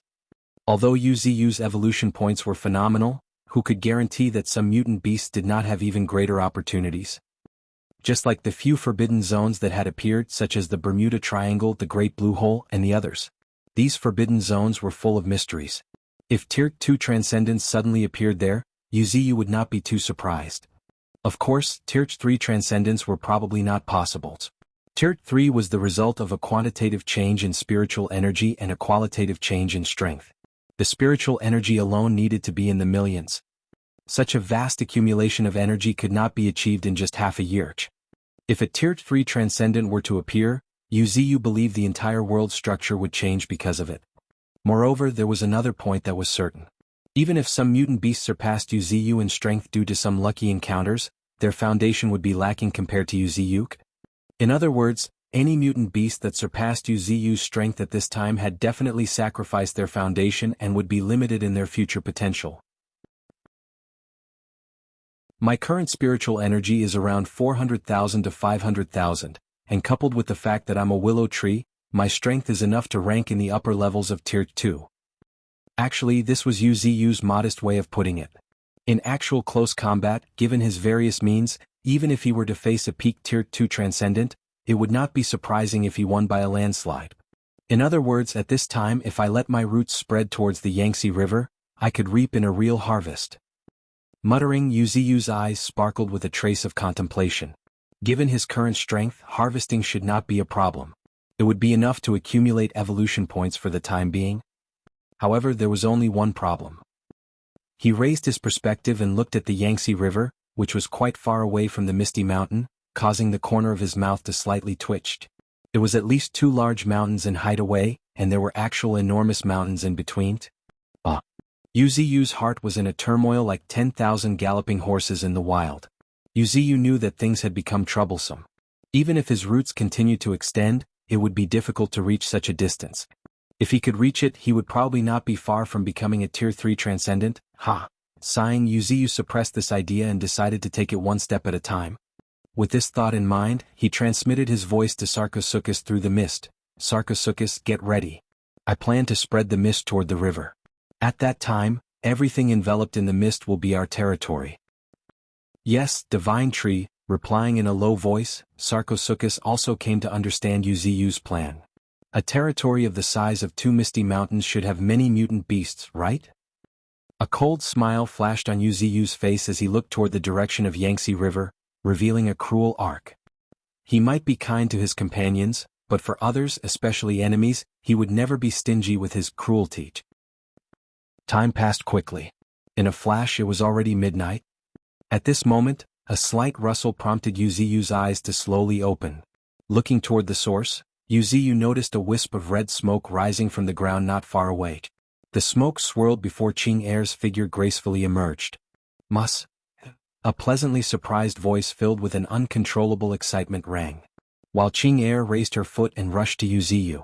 In a moment, before Wuxia could react, Qing Er crossed her arms and hugged Wuxia's trunk. Qing Er. Chuckling, Wuxia used one of his branches to gently stroke Qing Er's hair. However, he could not help but feel something strange. He could clearly sense touched.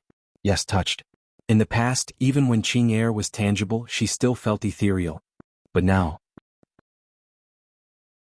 In doubt, Wuxia controlled the branches like human fingers and tapped. Oh, it feels a bit soft. With a puzzled look, Wuxia looked into Qing Er's raised eyes. As their gazes met, Qing Er could not help but chuckle. Master, the biggest change after I became a Tier 1 transcendent is that my body is now no different from a regular person. Is that so? Feeling a bit embarrassed, Wuxia retracted his branch right away. No wonder it felt strange when I touched her. Evolution begins with a big tree. Chapter 132, Fearsome Psychic Power. Peerless Silver Ribbon. Have you become a Tier 1 transcendent? Looking at the girl who now appeared no different from an ordinary person, Wuxia was pleasantly surprised. Although he didn't know Qing Er's true strength, it was evident that she was now capable of being his right-hand woman. Seeming to sense Wuxia's thoughts, Qing Er playfully smiled and stated, Master, let me show you my power. With that, Qing Er turned around slowly, facing away from Wuxia. Raising her head, her gaze fixed on a hill not far away. Immediately, to Wuxia's astonishment, the red dress Qing Er was wearing actually started fluttering even when there was no wind blowing. Boom. Star. A violent gale burst forth as a terrifying force surged forth. Zap, zap, accompanied by unusual crackling noises. White electric arcs flickered in the air. At the same time, the nearby hill began to tremble. Bit by bit. Little by little. Until, with a crisp crack, the top of the hill broke as countless rocks mixed with a huge boulder 5 or 6 meters tall slowly rose into the air. Although it was still swaying, this horrifying scene caused many mutant beasts to widen their eyes in disbelief. Ruhar, a tiger's roar resounded as the white tiger's fur stood on their end. Mu, squinting his eyes, Bull Demon, who was not far from Ching-Er, slowly stood up, showing a rare hint of surprise in his eyes. Elder sister. Hee, like the melodious tinkle of bells, Ching-Er's laughter filled the air. Then Ching-Er suddenly clenched her right hand. The next moment, with continuous cracking sounds, the boulder that had flown high into the sky, along with the numerous rocks, seemed to be crushed by an invisible palm, boom. Accompanied by a terrifying explosion, a cloud of dust rose into the air. Not bad, Yuziyu praised in a low voice as his eyes narrowed slightly. It was indeed impressive. The key was not just the strength but the inscrutable and defenseless psychic power. At this moment, Ching-Er's flying hair also gradually calmed down. She then turned around, her face brimming with pride. Master, am I very powerful? Indeed. Nodding, Yuziyu recalled Ching-Er's imposing display just now and asked frankly, did you use your full strength just now? No, I didn't. Ching-Er pondered for a moment before answering, by my estimate, I just used about 20% of my strength. Just 20%? Astonished, Yuziyu could not help but have shock plastered all over his face. Just now, she had effortlessly lifted a boulder weighing several thousand tons. Not to mention she did it from a distance of 200 to 300 meters. Sensing Yuziyu's astonishment, Ching-Er could not help but explain, Master, I've devoured the soul of the silver centipede. My strength is far beyond an ordinary Tier 1 transcendent. As she spoke, a proud expression could not help but take over her face as she happily continued. Moreover, because I devoured the soul of the silver centipede, my abilities aren't just limited to psychic power. As she finished speaking, Ching-Er slammed her right hand on the ground. Immediately, to Yuziyu's surprise, a silver ribbon surged out from Ching-Er. And at a lightning-fast speed, it shot toward the distance. What's that? Yuziyu squinted his eyes and caught sight of the silver ribbon. It was covered in scales, glimmering as if cast from silver. Silver centipede? Watching the silver ribbon piercing through the sky in the distance, Yuziyu could not help but murmur. Wow. Nodding her affirmation, Ching-Er added with a smile, the silver centipede has also joined my arsenal of attacks. Saying that, Ching-Er raised her hand, and the silver ribbon in the sky suddenly halted. Then, as if responding to a call, it turned around in an instant. In no time, a 20-centimeter-long centipede landed on Ching-Er's hand. However, compared to before, this small centipede did not appear as ferocious as before. Instead, thanks to it looking like being cast from silver, looking exquisite. Especially now, when it was lying quietly on Ching-Er's hands, it seemed rather cute. I named it Little Silver, Master, do you like it? Not bad. Yuziyu smiled. Watching the happy expression on Ching-Er's face, Yuziyu could not help but smile too. Ching-Er's breakthrough was undoubtedly excellent news. Moreover, given her current strength, even if she was discovered, it would not be that big of a problem either. Not to mention anything else, she was more than capable of defending herself. Just then, Ching-Er's brows suddenly furrowed. What's wrong? Noticing Ching-Er's unusual expression, Yuziyu immediately asked. My human body seemed to have encountered something. A strange look appeared on Ching-Er's face as she explained. However, after a moment, seeing Yuziyu's worried expression, Ching-Er reassured, smiling, Master, don't worry, it should be a good thing. Good thing? Pondering, Yuziyu suggested, then you should return to the human side first. After all, your body is still very important. Nodding, Ching-Er also agreed, indeed. After possessing it for a long time, I can already sense that my body is deeply connected to me. Saying that, Ching-Er turned into a wisp of red smoke and slowly sank into the ground. Then Master, I'll head off first. China. In the heart of one of the top-secret laboratories, Genetic Research Laboratory, a room that was heavily guarded was filled with numerous piles of spirit stones, releasing continuous streams of red energy flowing toward a figure. At the same time, flames were blazing in the air. At this moment, the figure hidden deep within the flames seemed to tremble slightly, as if it was about to awaken. After a moment she opened her eyes and looked at the swirling flames and the surrounding spirit stones. Realization seemed to have dawned upon Ling Er as the corner of her lips twitched. This body is also breaking through? Muttering to herself, Ling Er's expression was a bit peculiar. Although she had seen this possibility, encountering it in reality still left her astonished. However, since her main body had just broken through, she was not too anxious. Shaking her head, she cleared her mind of distractions. The most important thing now was to complete her breakthrough. Ling Er had a feeling that if she wanted to reach higher levels in the future, this body might be indispensable. This uncanny and mysterious feeling made her value this body highly. She had not neglected her daily cultivation either. Another reason she cared so much about this body was that only with its formidable strength could she have more influence among humans. Otherwise, if she were an average girl with mediocre talent, she would not have been assigned to this top-secret laboratory by No. 1 Spiritual Energy Research Institute. Her lips pursed slightly as she closed her eyes once more. And in the next moment, boom! As if drawn by some force, the swirling flames interweaved and transformed into a tornado, rushing toward her body.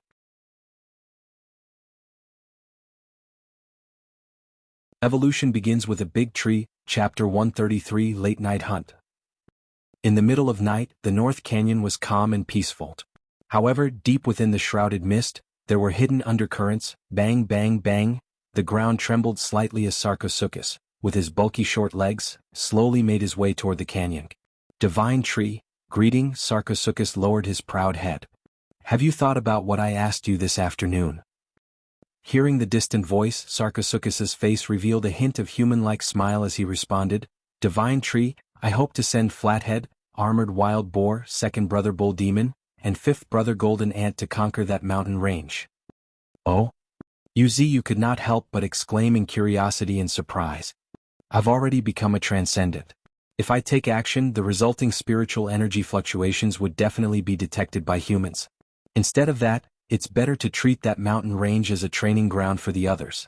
Meanwhile, I'll remain hidden at the edge of the misty mountains, guarding them. If any accidents happen, I can intervene promptly. Good, Yuziu praised twice, pleasantly surprised. Old Fourth indeed is a talented general. Though he seldom spoke, his delicate thoughts and strategies are far beyond the ordinary mutant beasts. Thinking about this, Yuziu could not help but feel fortunate that he had subdued him early on. Otherwise, given time, he could have become Yuziu's formidable enemy.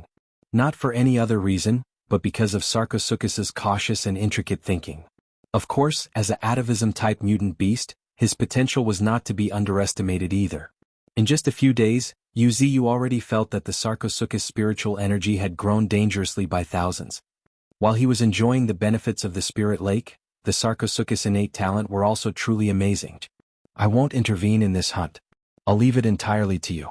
But do you know what I need? Yuziu narrowed his eyes slightly as he asked. I know. Sarcosuchus nodded, and the corner of his mouth revealed a cold smile as he added, all the prey will be personally killed by Lord Divine Tree.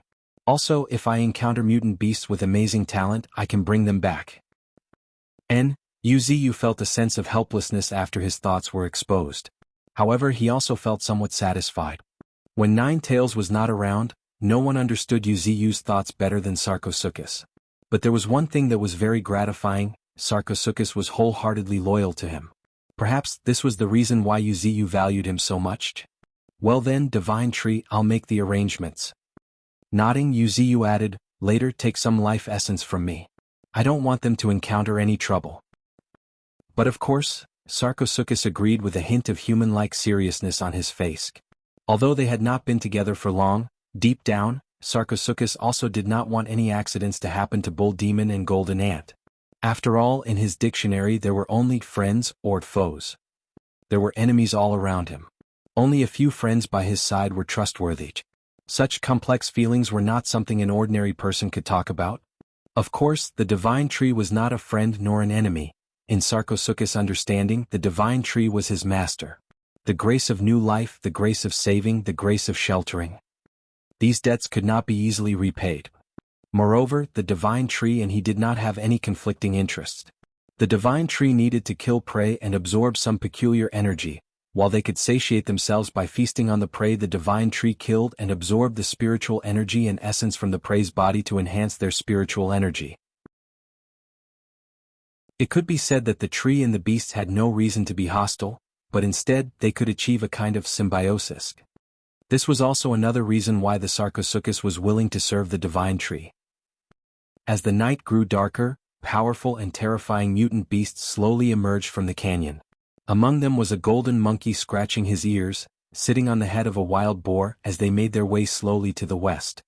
On the other side, the golden ant stood on Bull Demon's back with his forearms crossed before his chest, cold and aloof. The relationship between Old Fifth and Old Second appears to be quite good. Watching this scene from afar, Wuxia could not help but comment. Master, Bull Demon is generous and treats everyone well. Qing Er, still dressed in red, played with a strand of hair and continued, but one thing is for sure, since Bull Demon let Golden Ant stand on his back, it means that Golden Ant's strength has also gained Bull Demon's approval. Is that so? Asked Wuxia, a little skeptical and surprised. Yes, while feelings are important for these mutant beasts, strength is the most crucial. At this point, Qing Er's eyes could not help but flicker. After a long time, she gazed deeply at the Golden Ant's back and added, however, the Golden Ant looks fierce, even more so than Sarcosuchus, and his talent is just as amazing. It's hard to predict what the future holds for him. Are you worried? Wuxia turned his gaze to Qing Er and asked, pondering. I can feel a hint of hostility from the Golden Ant, but he is not like Sarcosuchus, who knows how to conceal his sharpness. Qing Er sighed helplessly before she could even finish her words. Don't worry, we're here. Wuxia smiled and, out of habit, extended a branch to touch Qing Er's hair, comforting her. Just then, as if something came to his mind, Wuxia looked at Qing Er and asked, what happened to your body? Oh, I almost forgot to tell you. Qing Er replied with a pleasant surprise. Master, my body also broke through. At this point, she suddenly pouted, showing some discontent. However, the higher-ups from the research institutes all rushed over today, promising me various resources, and even some representatives from a few families came and gave me a bunch of gifts. Wuxia's expression slightly stiffened as he understood the so-called the way of the world of those humans. However, it was normal.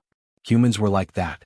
Whether it was before or in the current era, there were things they would never forget, like bootlicking. Thinking of this, Wuxia also reminded her, don't get too involved with them. You know, right? I know. Qing Er nodded. She too understood these things. However, after a moment, as if she thought of something, a complex expression appeared on Qing Er's face, and she asked, Master, the relatives of that body have also been arranged by the higher-ups to visit me. Some of them even promised to take good care of my parents. You don't need to worry about that. It's just a means for them to manipulate you. If you were truly Ling Er, then you might need to do something in return for the higher-ups. But since you're not, all you need to do is to stabilize yourself and avoid being discovered by the humans. As for those so-called relatives, since they can enjoy a peaceful life thanks to you, that's already more than enough to repay them, Wuxia reassured her.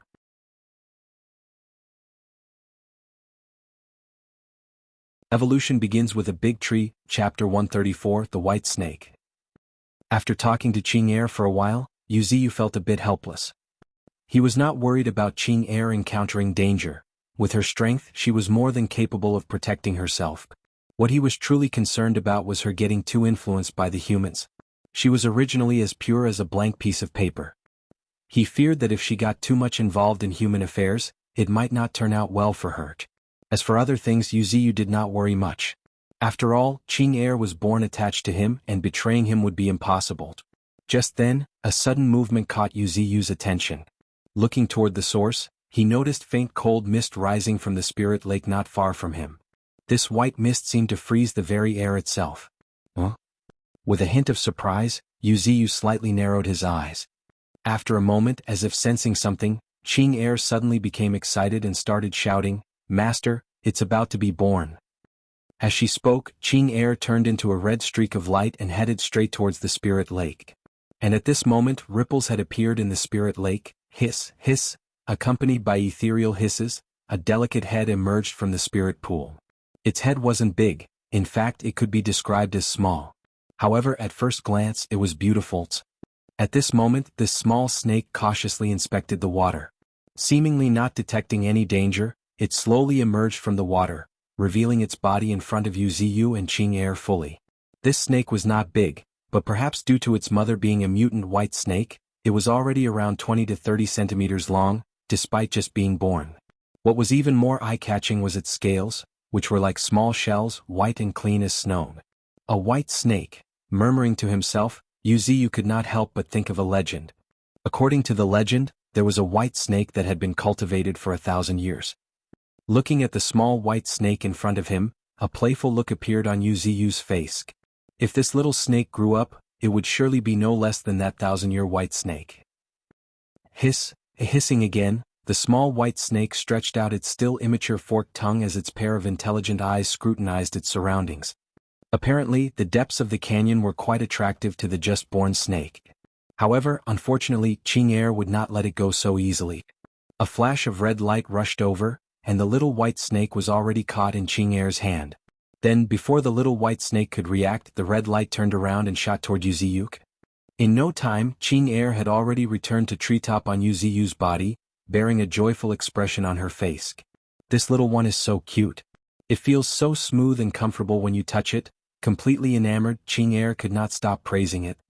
And at this moment, with a sharp hiss, the little white snake opened its mouth.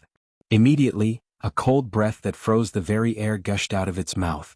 Chuckling, Yu Ziyu intercepted the breath with one of his branches. After a moment, looking at the now frozen branch, Yu Ziyu's eyes flickered. This little one seems to have good talent. Even his own branch was frozen. Though it was due to Yu Ziyu not activating his spiritual energy, the cold energy was still commendable. What was most important was that this little creature had just been born, yet it could already accomplish this. Curious, Yu Ziyu focused his gaze. Race, mutant white snake. Rank, Tier 0 Level 1. Innate talent. Ice attribute elemental talent, she can manipulate cold energy and freeze all things. Abilities, cold breath. She's able to turn the surging cold energy inside her body into a breath and exhale it from its mouth. Frost protection. A dreadful cold energy enveloped her whole body. If anyone touches her, it can cause injuries. Anywhere she resides will be frozen because of the cold energy she constantly radiates. Another good seedling. A rare praise came from Yu Ziyu's mouth as his gaze toward the little white snake became even more firing. Why, master, are you smitten again? How can I not be smitten? She possesses ice elemental talent, which is pretty strong. Smiling, Yu Ziyu candidly admitted, not embarrassed at all. True. Nodding, Qing Er raised her right hand. She looked at the frost that had appeared on her finger and circulated her spiritual energy. After a while, much to the young white snake's shock and dismay, the ice that had frozen her enemy's finger instantly shattered and dissipated into the air with crisp crackling sounds. At this moment, noticing the young white snake's dismay, Qing Er chuckled, gently stroking her body, comforting her. Little one, you are still young and your cold energy is not strong enough. When you grow up, a breath of cold energy will be able to freeze 1,000 kilometers. At that time, even Big Sister will be afraid of you. Freeze 1,000 kilometers? Yu Ziyu's corners of lips could not help but twitch as he retorted, don't be ridiculous. If this little white snake can freeze 1,000 kilometers with one breath, it would be at least peak Tier 1 Transcendent, or even at the early stages of Tier 2 Transcendent. Isn't it just Tier 1? Pursing her lips, Qing Er added with a smile, look, I've already reached Tier 1, and it only took me a few months. Shocked, Yu Ziyu's expression froze slightly. I guess that's indeed the case. It had slipped his mind, but now that Qing Er mentioned it, Yu Ziyu realized that from the resurgence of spiritual energy until now, not even a year had passed. In such a short time he had already become a Tier 2 Transcendent, and even Qing Er, Sarcosuchus and other mutant beasts had become Tier 1 Transcendents. Not to mention there were still the monsters hidden in the depths of the ocean. Looking at it this way, the speed of evolution seemed to be quite fast. With this thought, Yu Ziyu's eyes flickered. This is just in the span of half a year. In another decade or a century, the world would have become completely magnificent. Haze, it's too far into the future to think about. Shaking his head, Yu Ziyu suppressed the thoughts that arose in his heart. The most important thing was the present. As long as he safely passed through the present, what awaited him in the future would undoubtedly be true glory.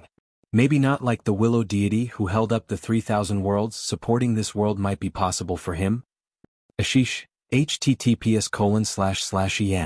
Wikipedia. org/wiki/legend and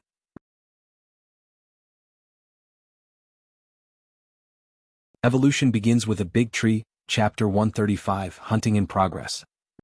At a distant mountain range, vines of large trees were intertwined with each other, creating a layer after layer of intricate net that resembled the dark green depths of the sea, through which not even a ray of light could pass through. What was even more terrifying was the eerie and mysterious mist that rose from all around the mountains. From afar, this mountain range seemed like a monstrous giant ready to devour anyone, sending chills through one's spine. In this era of transcendence, everything was evolving. Trees were no exception, but sentient trees like Wuxia were extremely rare, almost non-existent. And at this moment, tap, tap, tap, with heavy footsteps, one after another dark figures emerged in the darkness of the night. Their green eyes were glowing with greed, while their crimson pupils were filled with ferocity and madness. If someone were here, they would undoubtedly gasp in astonishment. It was because these dark figures were different types of mutant beasts. There was a pack of azure-colored giant wolves, a white tiger that was so huge that it looked no different than a hill, and a lot more. One terrifying mutant beast after another appeared side by side from the darkness of the night. Furthermore, their footsteps appeared to be coordinated. At a glance, it looked like a formation of an army. A wolf's howl pierced the air as the frontmost azure-colored giant wolf leaped out of the pack. Then it let out a few growls at the wild buffalo walking in the middle. That's quick, they've already found their prey? Bull Demon chuckled, a bit surprised by the keen sense of smell of the storm wolves. However, it was not the time to be surprised by such things. Bull Demon exchanged a glance with his third brother, the white tiger, and the two beasts nodded in unison. Ruhar suddenly, a tiger's roar shook the air as the white tiger leaped several meters high and disappeared into the dense forest, leaving a white blur. In a moment, tap, tap, tap, half of the azure-colored wolves in the pack rushed out one after another, following closely behind the white tiger. However, they weren't there to help the white tiger with the hunt. They were worried that there would be too many prey and the white tiger would not be able to carry them all. In other words, their task this time was to take the captured prey back to Misty Mountains. As for hunting, this group of elder brothers could handle it just fine. And at this moment, without any growls or any sound, a small dark gold figure jumped down from Bull Demon's back. Second brother, I'll go ahead. Go on. Nodding, Bull Demon glanced at the golden ant and reminded him, which he rarely did, be careful and don't provoke beings that are too powerful. Okay. Nodding slightly, the golden ant's feet tapped the ground a bit, boom. Star. Accompanied by a terrifying tremor, the ground sank, leaving a huge crater. The eyes of the pack of storm wolves flickered with shock as they shrunk their necks. Obviously, this scene had left a significant impact on the storm wolves. Be that as it may, they were still comrades. The storm wolves exchanged glances before following closely behind their fifth brother, the golden ant. It was worth mentioning that by relying on the habits of the wolf pack, the original 4 storm wolves had now grown in number to around 50 to 60. This was already the largest wolf pack in the vicinity. Of course, this size was far from the scale of the wolf calamity that currently plagued the prairies of China. However, cooperating with Bull Demon, White Tiger, and the others, they were more than capable of capturing the prey. In the middle of the night, this part of the forest was completely silent, as if dead.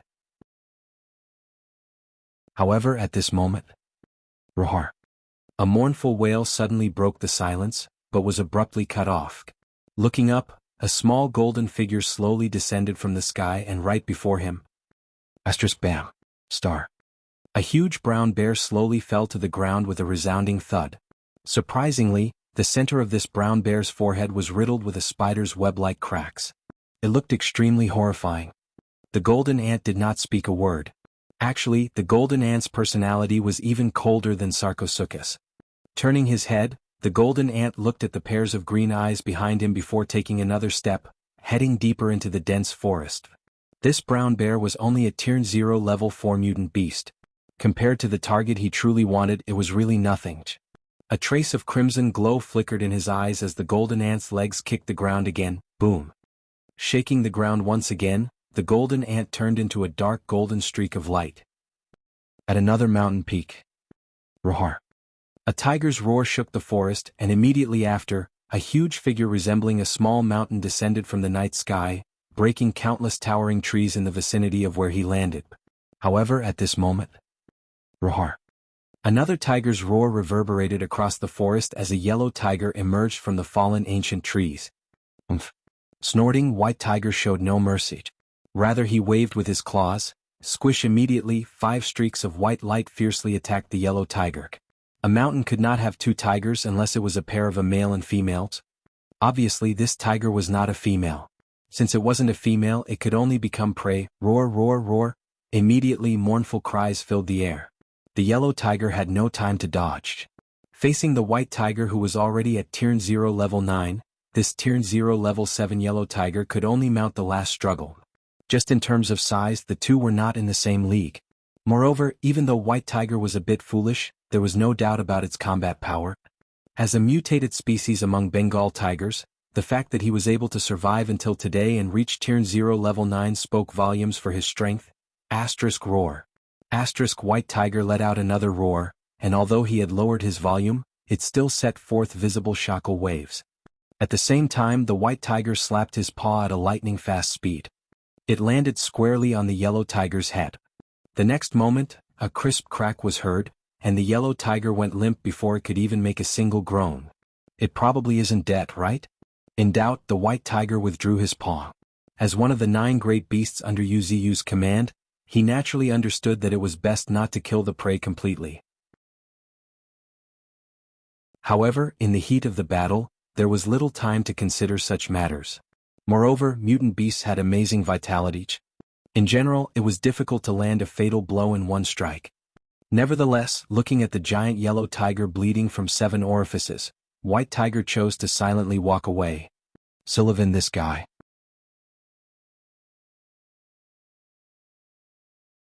Evolution begins with a big tree, Chapter 136, The Rise of the Planet of Apes. Misty Mountains. Boom, boom, boom. Accompanied by tremors, countless thick rootlets emerged from the soil one after another.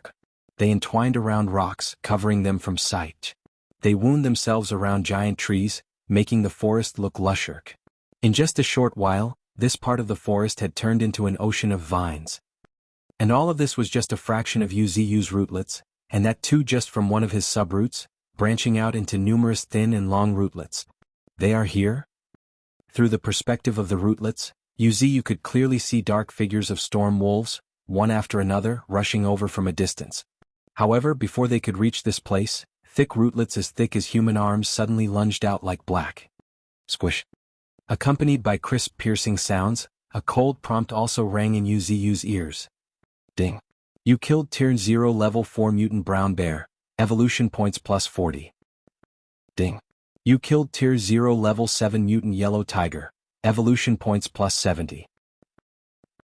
The cold, electronic voice was music to Yuziu's ears, bringing a faint smile on his lips. One had to admit that this was a pretty efficient way to harvest evolution points. In just a short hour, he had already obtained more than 1,000 points. And this did not take into account the continuous influx of more mutant beasts being brought over by storm wolves one by one. Smiling, Yuziu looked at the storm wolves that had just put down the prey and were preparing to leave, and instructed, replenish your energy first. The moment he mentioned this, ow, ow, ow, howling, the storm wolves eagerly pounced on the prey that had not long died. However, these storm wolves were pretty clever. Most of them pounced on high-level mutant beasts.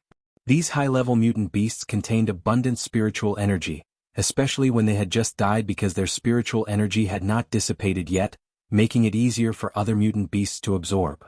After feasting themselves on these high-level carcasses, if they managed to absorb the spiritual energy successfully, their spiritual energy could increase by a couple hundred, and it was even possible to break through to a higher level. Of course, far more carcasses would be dragged underground by Yuziu's rootlets and turned into nutrients, for him to slowly absorb them. As for beasts like Bull Demon and White Tiger, there was no need to worry about them starving. They could replenish their energy as needed during the hunt. In addition, Yuziu also dragged a couple carcasses in a secluded underground location. Little White, come and dispose of them. Hearing Yuziu's voice, the white snake, who was brought underground by him, looked a bit puzzled. But in a moment, seeing the pile of mutant beast corpses in this underground cave, it seemed like she understood. She opened her jaws and breathed a stream of icy cold breath. Consequently, the underground cave was reduced into a cave of ice in mere moments. Despite being just born, the white snake's cold energy was truly remarkable. However, considering the fact that she still did not have control over her cold energy, Wuxia decided to leave the white snake here for the time being. Furthermore, thanks to White Snake's ice elemental talent, this underground cave had become a natural ice cellar, ensuring that most of the food would not spoil. The reason for hoarding food was also for rainy days. As the ruler, Wuxia needed to consider many things. For example, if humans decided to unleash a nuclear strike upon the Misty Mountains, it would reduce these vibrant and thriving mountains into a desolate wasteland devoid of any signs of life. At that time, Wuxia, as a tree buried deep underground, might not have to worry about nutrients, but his mutant beasts would be at risks. For this reason, Wuxia had to make preparations in advance. At this moment, as if he thought of something, Wuxia's gaze shifted to another underground location. The next moment, in his sight was a man with disheveled hair. The man looked no different than a wild man. He happened to be lying on a mound of soil, working diligently. It was none other than Qin Gang, the human who managed to earn Wuxia's trust through actions. He was the only human who knew that there was another world beneath the ground. His current task was to design the underground city, and he was also responsible for its construction. Now, he had been working like this for 3 days straight. His daily job was to keep calculating and calculating until he found the best load-bearing capacity and the best layout. Qin Gang, I brought you something. Chuckling, Wuxia picked a tiger leg and presented it to Qin Gang. For a moment, Qin Gang seemed stunned, seemingly unable to react. However, after a while, when he noticed the bloody tiger's leg, his eyes lit up. Thank you, Divine Tree, thank you. Thanking in excitement, Qin Gang took the tiger leg, opened his mouth, and started eating it without a moment of hesitation. In the wilderness, where surviving was more important, rarely anyone cared about table manners. And now, for the sake of his work, Qin Gang could care even less. It was already a blessing that he had something to eat. Moreover, when it came to the tiger leg rich in spiritual energy, it was better to eat them raw, which would make it easier to absorb spiritual energy. After a bit of wolfing down the meat, Qin Gang wiped his mouth, and finally noticed that Wuxia's root was still raised not far away, seemingly watching him. Hee hee. Qin Gang laughed. He did not mind it at all, instead he stated loudly, recently, I've come up with a pretty good idea. A pretty good idea? Wuxia smiled, a little looking forward to it. Yes, but before I can put this idea into practice, I need some manpower. As he said this, Qin Gang reminded Wuxia, at the edge of the Misty Mountains, there's also a mutant black chimpanzee, and chimpanzees have always lived in groups. If we can subdue and train them. Before Qin Gang could finish speaking, Wuxia's eyes lit up. Right, the chimpanzee. I almost forgot about it. As a species similar to humans, chimpanzees are undoubtedly the best substitute for humans. Furthermore, everything is evolving now. If these giant apes could gain a little bit of wisdom, there would be no need for me to rely on humans. By imparting human knowledge and technology to the chimpanzees, I can gain a group of followers who are just as reliable as humans, if not more. Thinking about this, memories from his previous life resurfaced, a movie titled Rise of the Planet of the Apes. That movie told the story of apes gaining intelligence and competing with humans. However, I don't need these chimpanzees to compete with humans. I only wish for them to learn some basic human technology, and that will be sufficient. As for dealing with the humans and even competing with other powerful mutant beasts, I can leave that task to Ninetails, Bull Demon, and the others.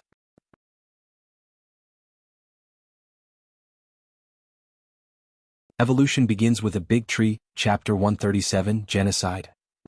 Chimpanzee, muttering again, a glimmer of excitement flickered in the depths of Wuxia's eyes. After a moment, his tree roots suddenly curled around Qin Gang. And before Qin Gang could react, he found himself back on the surface already. Only one sentence echoed in the underground cave for a long time, Qin Gang, you have made great contributions this time. Back on the surface, Wuxia glanced at the sky and the empty surroundings. However, he did not mind at all. No matter who went out on a mission, someone would always stay by his side. Thinking like this, one of Wuxia's tree roots trembled slightly. Immediately, a wisp of red smoke rose from the ground and swirled, eventually materializing into a graceful figure. Master. Why did you wake me up at this time of the night? What's going on? Feeling a bit drowsy, Qing Er lazily yawned. For transcendence like her, it was normal for her to go days without sleeping. However, she could not escape the fact that she was remote controlling Ling Er's body. And it was not like controlling a puppet in a stiff manner, it was as if she was controlling her own body, meticulously manipulating it even during cultivation. Such a mentally exhausting task could only be managed by someone with Qing Er's psychic abilities. Even Yu Ziyu himself would probably find it overwhelming. But now Yu Ziyu was too excited to hold back his thoughts, so he had to wake up Qing Er. Qing Er, I woke you up this time because there's an important matter to discuss. Saying this, Yu Ziyu briefly explained the rise of the Planet of the Apes situation to Qing Er. Initially, Qing Er did not pay too much attention, but as she heard more, her expression changed slightly. When Yu Ziyu finished speaking, her eyes began to flicker. Master, what you're doing is very dangerous. Taking a deep breath, Qing Er stated in a solemn voice. Dangerous? Yu Ziyu just chuckled and did not mind it at all. It had always been a gamble. If his plan succeeded, the construction of the North Canyon would accelerate significantly. If it failed, the consequences were clear to Yu Ziyu. As a species most similar to humans and also being social animals, the chimpanzee would evolve at an unimaginable speed if guided by human influence. However, this evolution would not be a physical one, but rather the other way around, it would be an evolution on an intellectual scale like humans. In other words, they could quickly assimilate human culture and knowledge and evolve into a species completely similar to humans. What humans could do, they could do. What humans could not do, they might be able to do with their powerful physique. This way, a powerful race that could possibly surpass humans would be born. And Qing Er's concern was exactly this point. If the chimpanzees, under the guidance of Yu Ziyu and the others, acquired true wisdom, it would inevitably mean that Yu Ziyu and the others might face a second race very similar to the humans. The single human race was already a problem, but having another race that was quite familiar, it might cause an even bigger problem to Yu Ziyu and the others. Exhaling a long deep breath, Yu Ziyu looked at Qing Er and spoke. Qing Er, if we truly subjugate the chimpanzees and even train them, we must pay attention to two things. First, their population must be controlled. Second, I won't let these chimpanzees leave the underground area unless they can win our trust. Otherwise, their days are destined to be like prisoners, forever confined underground. Upon hearing Yu Ziyu's addition, Qing Er nodded slightly and stated, Master, I'm not worried that the chimpanzees will pose a threat to us. This is a long-term process after all. What I'm really concerned about is the humans. If they find out that there is a race imitating them or even attempting to replace them, I'm afraid they will go completely crazy. When humans perceive a potential threat to their status, they do things that are far beyond ordinary imagination. Saying this, Qing Er shook her head and suppressed her inner thoughts, confessing, I might be overthinking it, but recently some humans have started worrying about the potential dangers posed by chimpanzees, monkeys, and other primates. There are even research institutes studying genocidal weapons just to stifle these potential threats in the cradle. Yu Ziyu's face turned slightly stiff. He was really shocked by this revelation. How cruel. They started researching genocidal weapons at this stage? But after thinking about it, from the perspective of humans, it was true that these primates were the most likely to threaten the status of humans. They have developed brains, possessed 4 limbs, and had a tendency to mimic. If they evolved, they might indeed start learning human knowledge. And what came after that was not hard to imagine. Although the movie Rise of the Planet of the Apes only presented one perspective, it reflected an undeniable fact. There was no right or wrong between races, there's only endless competition. They fight for survival, they fight for status. At this moment, Qing Er, who had been observing Yu Ziyu's contemplation, could not help but smile wryly and said, Master, let's not think too much about it for now. This era is already chaotic enough, and we shouldn't worry about the rise of one more race. Saying this, Qing Er also murmured, perhaps, the rise of the apes is a good thing for us. Tiske, Yu Ziyu just clucked his tongue and did not say anything. Rather he changed the topic. Then, Qing Er, I'll trouble you to take a trip tonight. No problem. Nodding, Qing Er's gaze turned to a corner of the Misty Mountains, where a community of chimpanzees lived. Moreover, their leader had caught Yu Ziyu's attention in the past. It was just that there were too many things going on and he had forgotten about this guy. However, it was not too late now. Thinking of this, Qing Er transformed into a wisp of red smoke and instantly pierced through the air, heading straight for a corner of the Misty Mountains.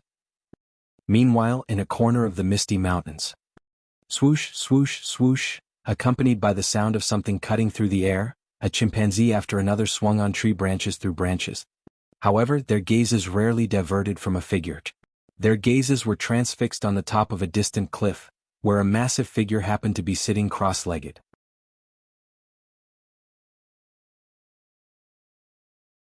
Evolution begins with a big tree, Chapter 138, Silver Whip. Huge and strong. It was the legend of the chimpanzee race. At the beginning of the spiritual energy surge, thanks to its body being able to adapt to the spiritual energy, it began to mutate early on. Its body underwent changes daily. In just a short half-year, it had grown to a height of 5 to 6 meters, comparable to a small building. Its former enemies, such as leopards, were now weak and feeble before it. With just a swing of its arm, it could pulverize a leopard. With a stomp of its foot, its massive weight would crack the ground, and more terrifyingly, its speed would instantly skyrocket using the rebound force from the ground. It would ferociously pounce on its enemies, leaving a streak of blurry black afterimages. No mutant beast could stop its charge, and none could withstand a single punch from it. It was the ruler of this region, and the undisputed overlord of this corner of the misty mountains. However, at this moment, the giant chimpanzee was sitting cross-legged, calmly gazing toward the depths of the misty mountains. There, a long time ago. It should be said that shortly after its mutation began and it gained sentience, it sensed a terrifying life form lurking there. It brought fear, apprehension, and a hint of excitement. It yearned to encounter that extremely fearsome life form, yet every time it stepped out of this region, a freezing cold that could freeze its very soul would cause it to withdraw its raised foot. Not enough, it knew it was not strong enough. Currently, it was far from a match for that formidable life form. With this in mind, the massive chimpanzee stood up once more, thumped its chest and roared in defiance. Boom, boom, boom. Its thumping sounded like peals of thunder, and caused even the air to uncontrollably tremble. Consequently, the entire forest lay low under its imposing aura. Even its fellow clansmen chose to lie on the ground and bow their heads in respect. This was respect for the king as well as the greatest awe toward the strong. However, at this moment, a melodious laughter as clear as tinkles of bells resounded through the air. What a domineering chimpanzee! As the voice echoed, a massive boulder rose in the air, as if lifted by an invisible hand. The giant chimpanzee's pupils contracted as the massive boulder came hurtling toward it. However, a hint of disdain flashed across its face. With a swing of its enormous arm that extended to its knees, it struck out fiercely. Boom, with a terrifying rumble, the boulder was smashed to smithereens, reduced into a cloud of dust. Right afterward, the giant chimpanzee leaped toward a certain corner. Mutation had granted it a formidable perception and intuition. Through its senses, it detected an unknown enemy right in this corner. Boom. It bent its leg and leaped, soaring over a small hill, crossing a distance of nearly 50 to 60 meters. As it landed on the ground, its momentum carried it along the ground, digging a half-meter deep trench and snapping trees along the way. The next moment, as if sensing something, the massive chimpanzee's lips curled into a malevolent grin, as it clenched its fist hard. Boom. It seemed as if the very air exploded as its fearsome fist hurtled toward a towering tree. But in the blink of an eye, a resounding thud echoed through the air, and the colossal chimpanzee's movements abruptly came to a halt. As it raised its gaze, it found its immense fist remained suspended in mid-air, baffling the creature's deep eyes. Yet undeterred, the giant ape unleashed another punch. Boom. Once more, its fist came to an abrupt stop in the air, as though an intangible barrier thwarted its every effort, blocking all its strength. Do you only possess such meager tactics? A voice laced with a hint of amusement rang, followed by a wisp of red smoke appearing out of nowhere before materializing into Ching Er's graceful figure on a tree branch. Her delicate foot lightly landed on the branch as she adjusted a strand of her hair with a playful expression on her face. However, in the eyes of the giant chimpanzee, her actions were nothing short of the most audacious provocation. Roar, roar, roar. Roaring, the giant chimpanzee pounded its chest that was as hard as the forged steel with ferocity. Then, much to Ching Er's surprise, it grabbed a nearby tree. Boom. With a fierce pull, it uprooted the tree and charged toward Ching Er, hugging the huge tree. This guy seems quite adept with using weapons. Ching Er was a little astonished, though she paid little mind to it. On one side stood a true transcendent, while on the other, a mere Tier 0 level 8 mutant beast. They were no longer in the same league. And Qing she was far from an ordinary tier 1. A faint smirk played on her lips as she raised her right hand. Can you withstand this? The next moment, her psychic power suddenly coalesced into a singular focal point.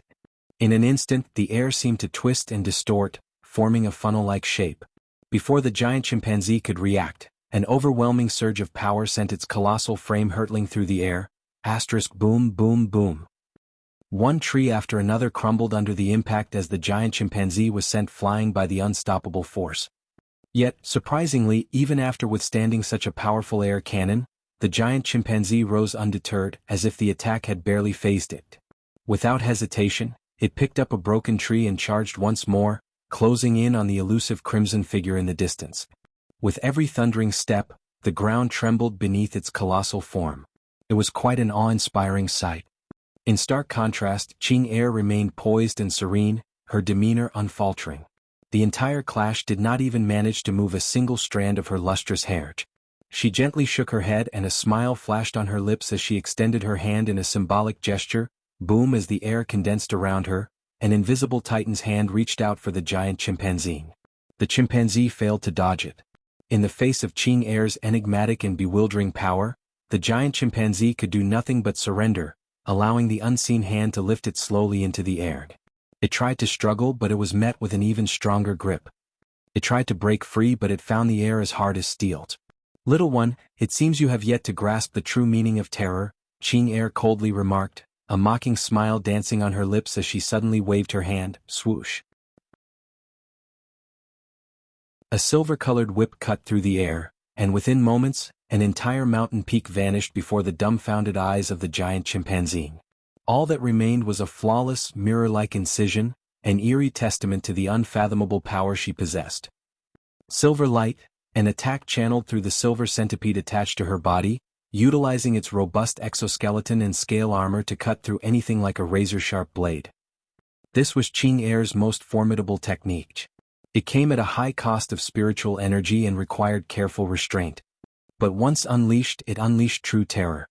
In a way, it rivaled the legendary secret move of Wuxia, the flying willow leaf blade. Yet, unlike Wuxia's technique, Qing silver light had a more confined attack range, limited to a mere kilometer. Nevertheless, the sheer devastation it inflicted was enough to render one breathless. Subtly, it bore the potential to ascend into the realm of myth and legend, akin to an ancient divine art.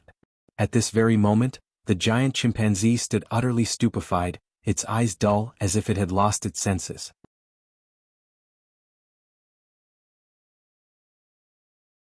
Evolution begins with a big tree, Chapter 139, a decisive submission.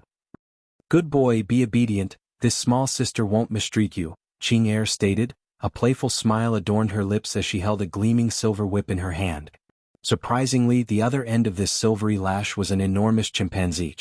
Only, the gigantic chimpanzee was staring at the nearby red-clad girl with an inescapable fear within the depths of its eyes. She is a witch. She is definitely a witch. Glancing at the silver chain that had ensnared it, the expression of despair on the giant chimpanzee's face deepened.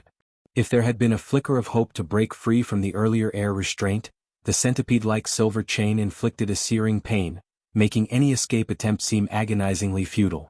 On the other hand, Qing pursed her lips, paying little heed to the giant chimpanzee's plight. She gracefully turned around and flew toward North Canyon, pulling the immense creature with her. By the time Qing returned to North Canyon, the hour was already late. Seeing the starless sky, Qing nonchalantly flicked her right hand, tossing the giant chimpanzee before Wuxia's body. Master, I'll head to sleep first, she playfully quipped.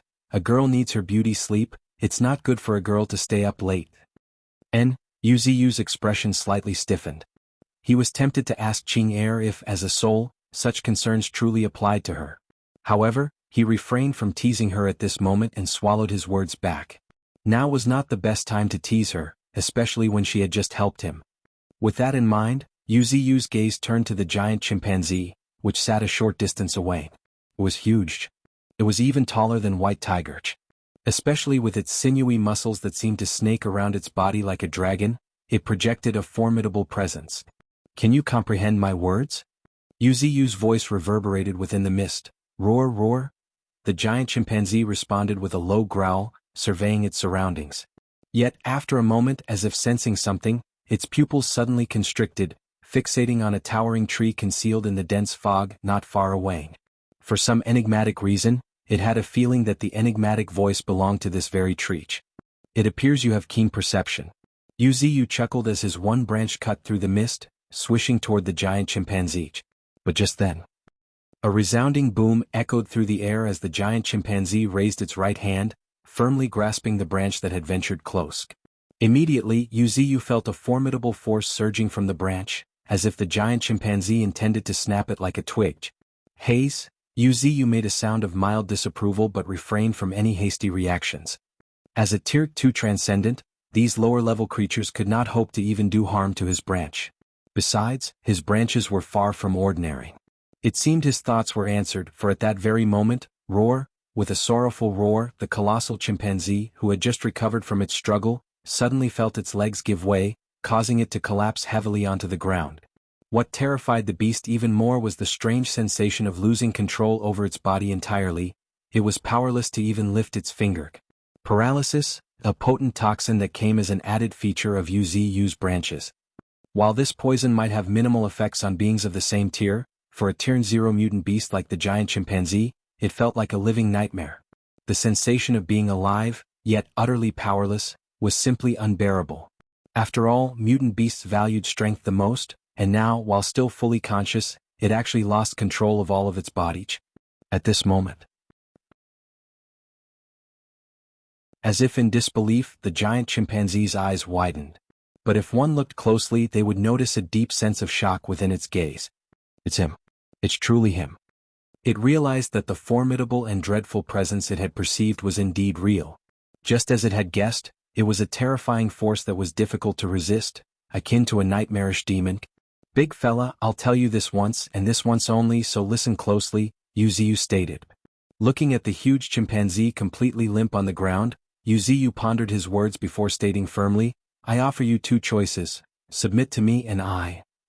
Before Wuxia could finish his proposition, he was taken aback by the giant chimpanzee's frantic blinking. Is this guy real? A look of bewilderment crossed Wuxia's face as he proactively directed a wisp of his consciousness on the giant chimpanzee. After a moment, intermittent but discernible sounds echoed in Wuxia's mind. MIT. MIT. Hearing these clear words, Wuxia's corner of lips twitched in surprise. Why does he have no backbone? I had prepared numerous tactics, intending to intimidate and entice you into submission. Haze? A torrent of disbelief surged through his mind, but Wuxia did not dwell on it. Most mutant beasts were like this. When they chose to submit, there was no deception or deceit in their actions. Wuxia had encountered countless stubborn creatures that refused to yield, no matter how hard he tried. Thus, he could only be ruthless, erasing those who resisted. On the other hand, beasts like this giant chimpanzee that immediately bowed down were akin to White Tiger.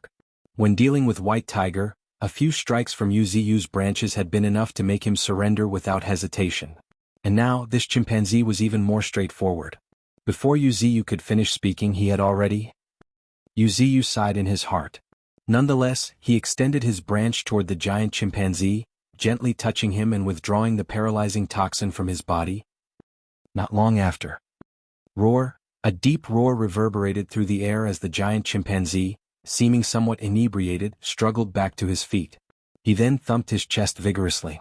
But then, as if he had thought of something, the chimpanzee resolutely strode toward Wuxia.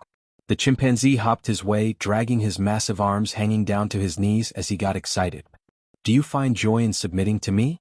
Wuxia inquired with a hint of doubt. Roar. Once again low roars reverberated as the giant chimpanzee thumped his chest thunderously as if expressing excitement. All right. Wuxia, who understood the giant chimpanzee's intention, fell silent for a moment. In this world of survival of the fittest, having the option to submit was the greatest luxury for the creature. Furthermore, he realized that Wuxia, no, just the elusive woman in the red attire, was far beyond his ability to contend with. For this reason, submission was his best choice. And this, in the current era of transcendence, represented a cruel law, might makes right.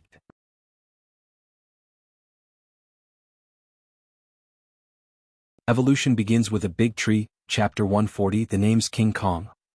Yu's eyes gleamed with curiosity as he began to unravel the extraordinary talents of the colossal chimpanzee before him. Race, mutant chimpanzee. Rank, Tier 0 Level 8. Innate talent.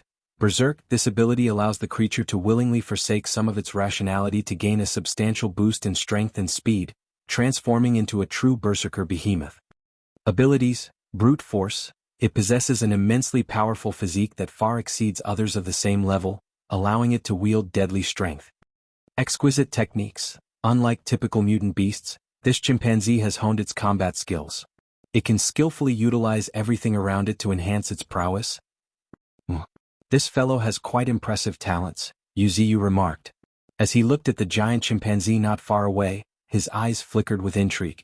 The sight of this chimpanzee inevitably reminded Yu of a renowned creature from his past life, King Kong. However, while this chimpanzee bore some resemblance to King Kong, it was smaller and, more importantly, lacked the same impact as King Kong. As a unique and legendary mutant beast, King Kong had been considered the guardian of an island. He could pummel helicopters with his fists, tear apart octopuses and swallow their tentacles, wield tree trunks like iron rods, hurl propellers, and use iron chains as deadly weapons. In terms of raw power, this little chimpanzee fell short in comparison. Nonetheless, Yu believed that he had potential for growth. Moreover, his talent, berserk, intrigued him greatly. Sacrificing some rationality in exchange for a tremendous boost in strength and speed. Though he could not fathom why he had not used this ability before, he definitely had the potential to become a berserk behemoth. Thinking this, Yu candidly asked, "Do you have a name?" "A name?" The giant chimpanzee seemed taken aback, still adjusting to the telepathic communication. Before long, a voice echoed in his mind, "Then from now on, you shall be known as King Kong." "King Kong," the giant chimpanzee murmured, his eyes shimmering. Though he did not fully comprehend the significance of his new name, something about it resonated deeply within him. He seemed to really like it. Yu mischievously smiled, but he did not pay too much attention to King Kong's reaction, and instead he gently pulled a branch, cracked. The branch broke with a crisp sound as a drop of vivid green liquid seeped out from the broken tip. Roar! King Kong let out a low roar, fixating his gaze on the emerald essence. He looked quite excited. "This is your welcoming gift," Yu declared, scattering the green essence toward King Kong. After a moment, roar! A terrifying and awe-inspiring roar echoed as King Kong consumed the green essence, then excitedly thumped his chest. Boom boom boom. Amid continuous thunderous thumps, the King Kong's body began to undergo continuous transformations. However, after giving it a thought, Yu also found it reasonable. Given the fact that he was one of the rulers of Misty Mountains, King Kong's foundation from the start was impressive. Back then, even his peer, White Tiger, had reached Tier 0 Level 9. Yet now, King Kong stood on the precipice of transformation, thanks to the life essence bestowed by the Tier 2 Transcendent, Yu. Roar! A powerful roar resonated through the air as King Kong's colossal form grew even taller. In an instant he reached an awe-inspiring height of 7 to 8 meters. From a distance, he appeared like an obsidian giant standing in the canyon. But what was even more astonishing was his dense and fearsome muscles. Crack, crack.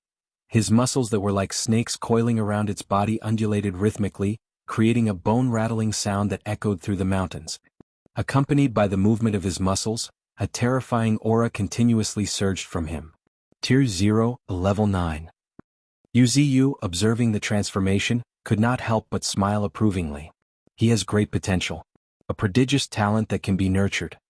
However, despite the appreciation, Yu had other plans for the majestic beast. King Kong would not be joining the ranks of his coveted 9 great beasts. Yu looked at King Kong, who had completed his transformation not far away, and calmly ordered, "Go gather your people." "Yes, sir." There was no hesitation, or rather, King Kong, who was very excited at the moment, was full of gratitude to Yu. So, how could he have any other thoughts? Boom boom boom. King Kong lifted his leg, sending fearsome tremors every time his feet touched the ground. In a flash, he disappeared from Yu's sight, leaving a streak of blurry afterimages. Simultaneously, screech, screech, screech, in the midst of high-pitched cries, 3 peregrine falcons rose into the air. "Follow him." If he shows any sign of leaving the Misty Mountains, eliminate him immediately. The moment he gave the instruction, Foul I, Foul 2 and Foul 3 shot straight into the night sky like arrows fired from a bow. Although he trusted King Kong, he had only recently been subdued. Necessary precautions were still needed. If King Kong truly submitted to him, these precautions would naturally be unnecessary. However, if it were a feigned surrender, the peregrine falcons would show him what true terror meant. Meanwhile, in a mysterious location within the borders of China. How should we handle Misty Mountains? This is indeed a problem. It's the habitat of a prehistoric crocodile and possible mist life forms. Hiya. Are the mist life forms confirmed? There is a 40% possibility. So far, the 3 search teams we sent have come back with some mental disorders, but they all claim to have seen the mist swirling and strange creatures appearing. Amidst the grave discussions, dozens of people in military uniforms sat upright, their faces filled with gravity. However, at that moment, as if he had thought of something, one person suddenly stood up and stated, "We can't give up on investigating Misty Mountains. It's really important for us to confirm whether mist life forms exist or not." Speaking of this, the military officer surveyed the group before adding, "I suggest that we continue to send teams into Misty Mountains, while strictly prohibiting ordinary people from entering. Furthermore, if we have confirmation on the existence of mist life form, I hope we can devise a suitable solution. China is already in enough turmoil. Mutant sea monsters are rampaging along the coast, and the mutant ice beasts in the north are also showing unusual activity. Furthermore, mutant beasts in the Yangtze and other rivers are also not staying dormant. I really don't wish for another life form to emerge."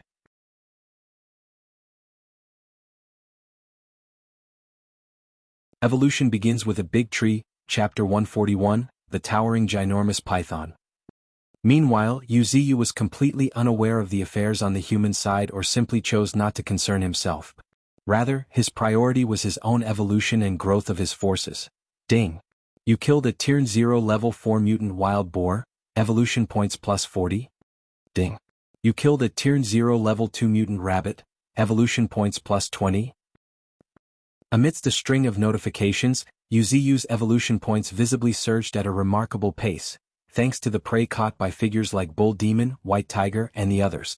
After hours of dedicated effort in the middle of the night, Wuxia used these evolution points to further strengthen 20 to 30 of his branches, transforming them into vibrant, emerald green extensions that danced along the wind. "Attack!" Wuxia commanded in a gentle voice, swoosh, swoosh, swoosh. Right then dozens of branches shot forth like arrows released from their bows. However, mere moments later, Wuxia's gaze intensified. Much to his surprise, these dozens of branches suddenly grew bigger and bigger. The next moment, in a spectacle reminiscent of a barrage of bullets, countless branches fiercely erupted with unparalleled force, boom, boom, boom. Consequently, the ground quaked for an instant. Then, as the branches retracted, the ground, riddled with countless craters like bullet holes, came into Wuxia's view. Wuxia smiling, finding himself rather content with this level of power. He had not even consciously channeled his spiritual energy to enhance the attack. If he were to channel his spiritual energy, Wuxia believed that the power of this move would be at least several times greater. Moreover, what was even more crucial was that branching was not that simple. As a terrifying ability of Tier 3 Transcendent, Wuxia had discovered another aspect of this ability that was equally frightening. And that was spiritual energy. The branches can further branch out, and it depended on his output of spiritual energy. In other words, the more spiritual energy Wuxia channeled, the more the branches would divide. For instance, if a branch split into 10 when supplied with 1,000 units of spiritual energy to a single branch, then if he supplied 10,000 units, it would split into a 100. This demonstrated why this ability was formidable and could only be wielded by Tier 3 Transcendents. For those monstrous Tier 3 Transcendent, spiritual energy was merely a number. Their millions of spiritual energy was more than enough to satisfy most of their needs. Not to mention their astonishing recovery rate of spiritual energy. In essence, if Wuxia was a genuine Tier 3 Transcendent, he could almost instantaneously transform his branches into a surging wave of branches using his abundant spiritual energy, enveloping the entire sky and engulfing the earth, truly achieving the notion of obscuring the sky and covering the sun. This was the true horror of a Tier 3 ability. Thanks to this ability, he could stand alone against a nation. He would be unmatched and unrivaled. In the midst of this revelation, as if sensing something, Yu's gaze suddenly sharpened.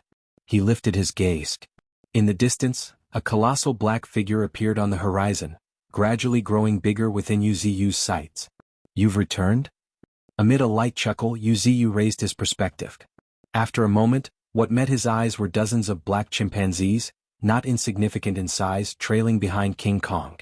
Their average height was around 2 to 3 meters. Compared to their pre-mutated state, they had grown at least twice in size. These chimpanzees' strength was roughly around the Tier 0 level 5 to 6 mutant beasts. Furthermore, there was even one that had reached Tier 0 level 7. Looks like I hit the jackpot this time. He pursed his lips, a hint of satisfaction playing across Yu's lips.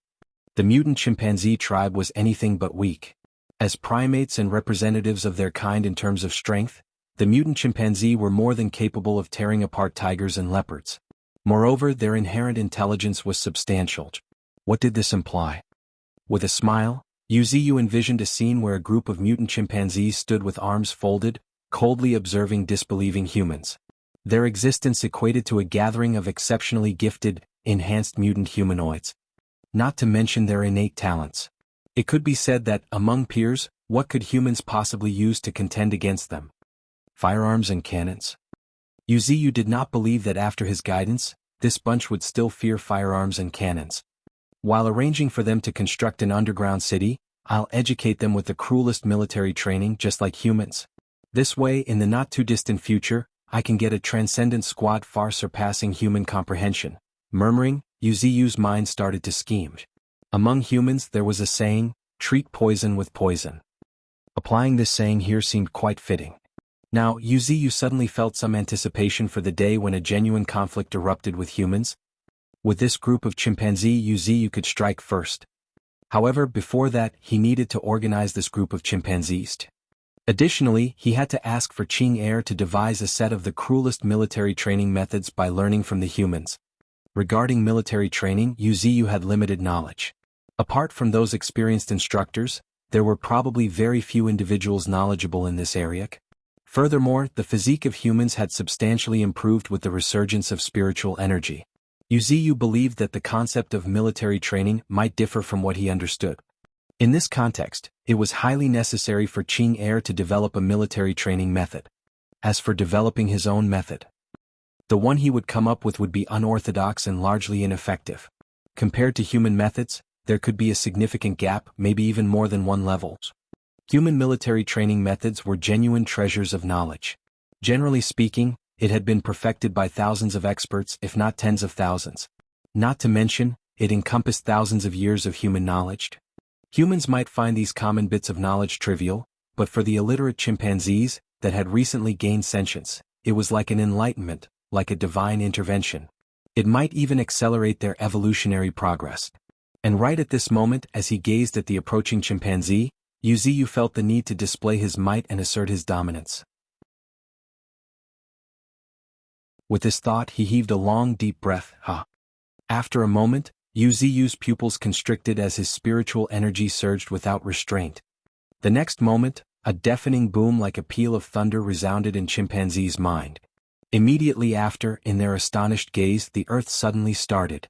A chasm dozens of meters wide and unfathomably deep, yawned like an abyss seemingly about to swallow them whole. Roar, roar, roar. Growling, each chimpanzee turned to either side in fear, fleeing from the impending danger. Yet just at that moment, swoosh, swoosh, swoosh. Countless fine rootlets shot out from the crevice in the ground at a speed imperceptible to the naked eye, binding them in an instant. Roar, like coming straight from ancient times, a roar reverberated through the sky, leaving the multitude of chimpanzees, even King Kong, stunned. The next moment, from the depths of the seemingly bottomless chasm, rose an enormous serpent so huge that it could reach the sky itself. It was so wide that merely raising its body caused the earth to continuously tear asunder. Surprisingly, even a mountain range was cleaved in two. Yet, even more terrifying was the fact that the seemingly endless expanse of the ginormous python could not be discerned with a single glance. Gulp, the chimpanzee gulped in nervousness like humans, fear was etched on their faces. Just then, the ginormous python suddenly rose from the earth with an earth-shaking boom. This mere act whipped up a furious gust of wind, and caused the earth beneath it to quake. These chimpanzees were ensnared by the rootlets extending from this ginormous python. With their bodies bound, these chimpanzees were lifted into the sky alongside the colossal python. 50 meters? 100 meters? 200 meters? The cold wind at high altitude whistled as the earthly scenery rapidly shrank before their visible eyes. The faces of the chimpanzees turned ashen with terror. Even King Kong, despite flipping over and using Python as a foothold, could not help but shudder at this moment. The overwhelming force was undeniably terrifying. More importantly, King Kong had already sensed that the ginormous python that was continuously ascending was most likely one of the master's roots. Just a mere root had caused such an earth-shattering spectacle.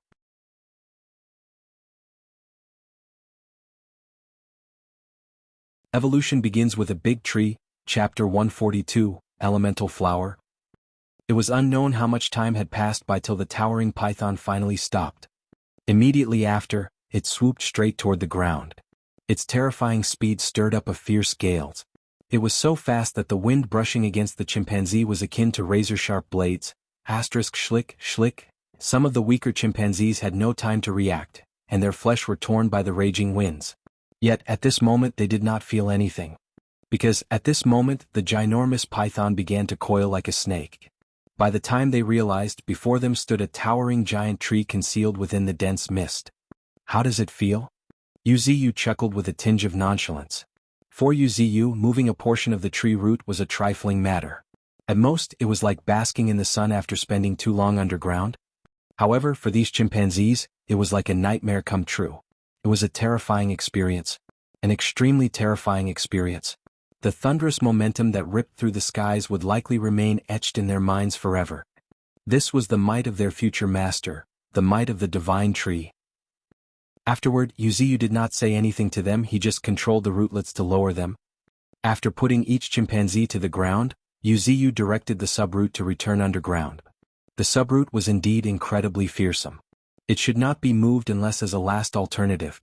As Yuziyu raised his gaze and looked into the distance, the colossal crevice was slowly being filled. Yet even as the chasm closed, the residual scars were like wounds on the earth, which would not heal for a long time. A sigh escaped Yuziyu's lips as a bit of helplessness struck him. This was the reason he was hesitant to move the subroot at will. Due to the immense size of the subroot, even the slightest movement would have a devastating impact on the land. If he were to unleash all 9 subroots, the entire Misty Mountains would likely crumble. It would be an extremely terrifying sight. Consequently, the exposure risk Yuziyu would be facing would increase exponentially. Fortunately for now he was safe. The subsequent spiritual energy fluctuation caused by just one subroot could be suppressed by the mist. As for the residual scars on the earth, Yuziyu could use the root to flip over and erase most of them, thus alleviating unnecessary concerns. At this moment, as if struck by a thought, Yuziyu's gaze suddenly shifted. Looking at chimpanzees riddled with cuts, Yuziyu extended a branch into the spirit pool, and then gently swayed it over them. The next moment, drops of spirit essence rained down on the chimpanzees. Roar, roar, roar. The chimpanzees immediately started roaring, wearing an excited look on their faces. Some even thumped their chests in enthusiasm. Under the nurturing touch of the spirit essence, their wounds began to slowly mend. More astonishingly, the spiritual energy of several chimpanzees began to fluctuate, indicating signs of a breakthrough. Narrowing his eyes, Yuziyu's gaze fell upon a few mutant chimpanzees whose aura had become unstable. These few have impressive talents. With a smile, Yuziyu took a note of them. After all, he always treated mutant beasts with exceptional talents favorably. Just like now, he had decided to bestow upon these mutant chimpanzees the name King Kong.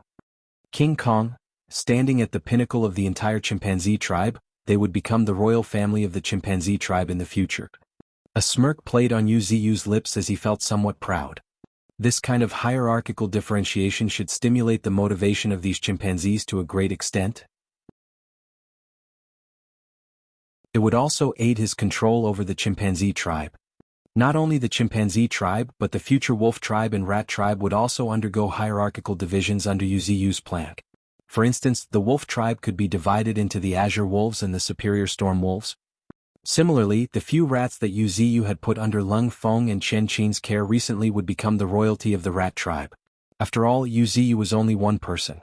Despite having Qing Air and the 9 great beasts to assist him, controlling thousands of mutant beasts was still an extremely difficult task. Given this, Wuxia naturally opted for another method, a hierarchy within various mutant beasts and even tribes. He believed that by controlling the so-called royalty or the elite members of each group, he would be able to control the entire tribe. Right at this moment. Roar! A low roar rang out as the leading King Kong smashed its fists on the ground. Following suit, all the chimpanzees behind King Kong also pounded their fists on the ground, respectfully looking in Wuxia's direction, much to Wuxia's intrigue. Well? Wuxia was perplexed, unable to immediately grasp the situation. However, after a moment, an explanatory voice seemed to sound in his ears. This should be the chimpanzee tribe's way of declaring allegiance. They are declaring allegiance? Listening to Qing Air's explanation, Wuxia could not help but chuckled. As expected, these fellows were quite astute. With this thought in mind, Wuxia's gaze shifted to Qing Air, who was perched on his treetop. Qing Air, please take them to where Qing Gang is underground. So soon? You are already sending them for underground construction? Qing Air asked in surprise with a look of astonishment on her face. Yes. Nodding, Wuxia candidly explained, the sooner they start, the better. Also, I'll leave it to you to devise a military training method from the humans, don't forget. As you command, Master. Rest assured, Qing Air will not forget. Flashing a mischievous smile, Qing Air transformed into a streak of red light and shot toward the leading King Kong. Moments later. Wuxia saw chimpanzees following behind King Kong one behind the other, marching in an orderly manner towards the depths of the underground. In terms of discipline alone, these fellows are worth nurturing. Observing these well-disciplined chimpanzees, Wuxia nodded in silent approval. Subsequently, he began considering what resources to provide to these creatures. The core resource would be the life essence, but promising it lightly was out of the question. After all, the 9 great beasts, these truly exceptional mutant beasts, very much coveted the life essence. Moreover, the 3 generals ranked just below the 9 great beasts, the honey badger, armored wild boar, and golden monkey, occasionally required life essence as well. However, that wasn't the most important aspect. The crucial point was that Wuxia's production of life essence was limited. For a population like the chimpanzees, if he were to promise them, he feared it could lead to significant trouble. As a result, except for King Kong, he really could not promise life essence to other chimpanzees.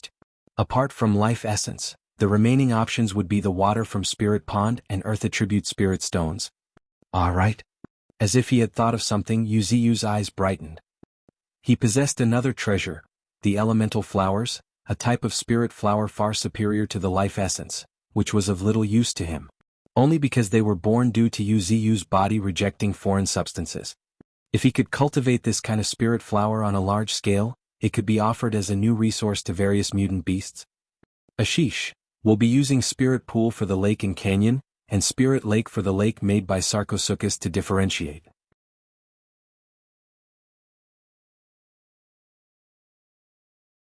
Evolution begins with a big tree, Chapter 143, Warrior Race. Elemental flower. A murmur escaped Wuxia's lips, his eyes flickering with intrigue. If used as a resource, the elemental flowers would indeed be the best treasure for nurturing his subordinates. However, up until now he could only cultivate rock flowers, which was only suitable for Earth Attribute mutant beasts. 4 mutant beasts like the 9 tails and white snake of different attributes, absorbing rock flowers might be counterproductive due to the interactions between different attributes. In other words, I need to find deposits of other elemental spirit stones in order to refine the elemental flowers. A sigh escaped Wuxia. He felt a bit helpless. He had thought his resources were sufficient, but upon reflection they fell short. Not only did each of his subordinates need the elemental flowers, but even he himself required spirit stones of different attributes. Though, unlike other mutant beasts, Wuxia could absorb Earth Attribute Spirit Stones in large quantities. It was mostly due to his immense size and profound strength, which allowed him to refine the energy within the Earth Attribute Spiritual Energy.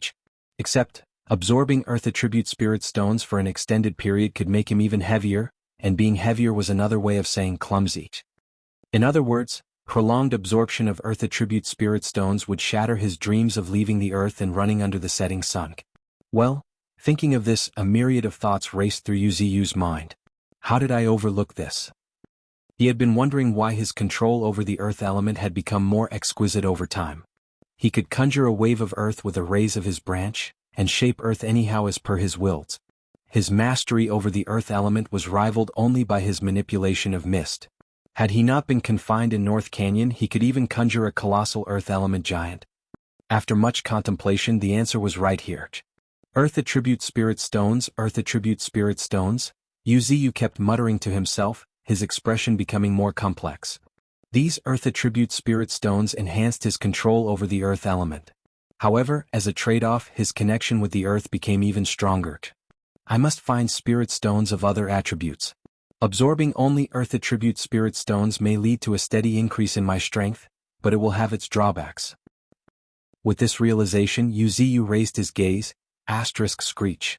As if sensing Wuxia's thoughts, a piercing high-pitched sound that could even shatter stones echoed through the night. Falai informed Sarcosuchus that the search for spirit stone mines should be prioritized. Watching the soaring peregrine falcon, Wuxia calmly ordered. Yes, divine tree. Having received his order, the peregrine falcon, which had reached Tier 0 level 9, shot into the depths of the night like an arrow released from a bowstring. Just then, as if struck by another thought, Wuxia's perspective shifted to the crypts underground. After a moment, a spacious underground plaza entered his sights. A couple dozen chimpanzees stood in the center, lined up like an army, with two figures at the forefront, Qin Gang and King Kong. Before we begin our work, the first thing you must learn is to understand my commands and do exactly what I say. Do you understand? Qin Gang roared in a thunderous voice, standing with his arms that were as thick as thighs crossed before his chest. His entire demeanor exuded an intimidating presence. However, what was frustrating was that dozens of chimpanzees not far from him were all looking at each other in dismay, even scratching their heads and ears as if they were a little confused. An awkward expression crossed Qin Gang's face as he shifted his gaze onto King Kong, who was standing nearby. One thing that was apparent was King Kong's imposing physique. Just after a few glances, Qin Gang's mouth involuntarily twitched. He had thought his enhanced physique was impressive, yet he had not anticipated that the divine tree would find such a monster. Leaving aside other aspects, just the body that could easily rival a small building and those indescribably dense muscles left Qin Gang speechless. Though we're both evolved, the disparity is quite significant. Qin Gang could not help but sigh in his heart, feeling helpless. When facing mutant beasts of the same level, humans were at a distinct disadvantage. This was particularly true for exceptional mutant beasts like King Kong, where the gap was even more pronounced. In Qin Gang's estimation, even 1,000 of him would not be able to take on King Kong. At this moment, noticing Qin Gang's eyes asking for help, King Kong nodded slightly. As a Tier 0 level 9 mutant beast who had also received guidance from Wuxia and Qing Er in succession, understanding some simple things was not that hard. Roar. Taking a step forward, King Kong suddenly let out a low roar. Roar, roar, roar. Immediately after, the troop of chimpanzees also continuously roared as if responding. However, just as this was happening, King Kong's gaze suddenly froze as if it had caught something. He lifted his head to see a chimpanzee looking around, seemingly curious and evaluating something. Roar. King Kong let out another low growl, tinged with a hint of annoyance.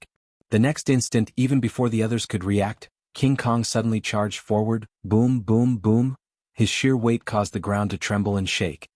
After a moment, King Kong reached the curious chimpanzee and decisively grabbed one of its legs without hesitation.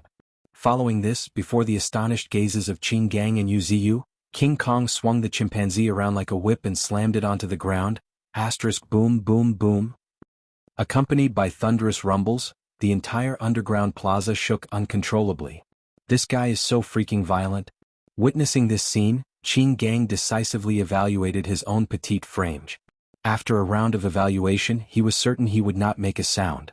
He was sure that he would lose half of his life at the very first impact, let alone make a sound. Meanwhile, now seemingly a little less angry, King Kong casually tossed the chimpanzee aside. After a moment, amidst Qin Gang's twitching lips, the chimpanzee got up as if nothing had happened, patted its bottom and lined up once again. What monstrous physique! Tossing out another complaint in his heart, Qin Gang decided to manage his relationship with this clan properly in the future. They are all as tough as iron. They're not to be messed with, not at all.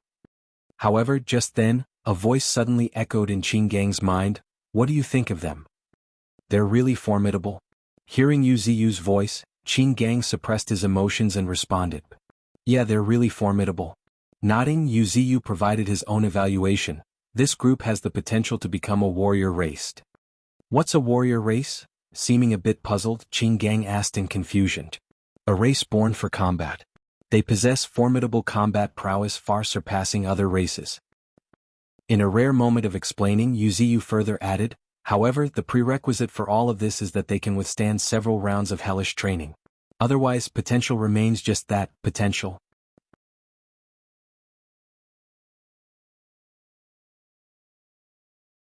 Evolution begins with a big tree, Chapter 144, The Green Mantis. Hellish training. Grinning, Qin Gang looked at the troops of chimpanzees not far away, an enigmatic gleam flashing in his eyes. If everything goes as planned, I might get appointed as their instructor. However, just as this thought crossed Qin Gang's mind, Yu Ziyu seemed to have sensed it as well. He smiled and stated, waking up from his dreams, by the way, I forgot to remind you. If your strength isn't enough to control them, I'll arrange a new instructor. At that time you'll also train with them.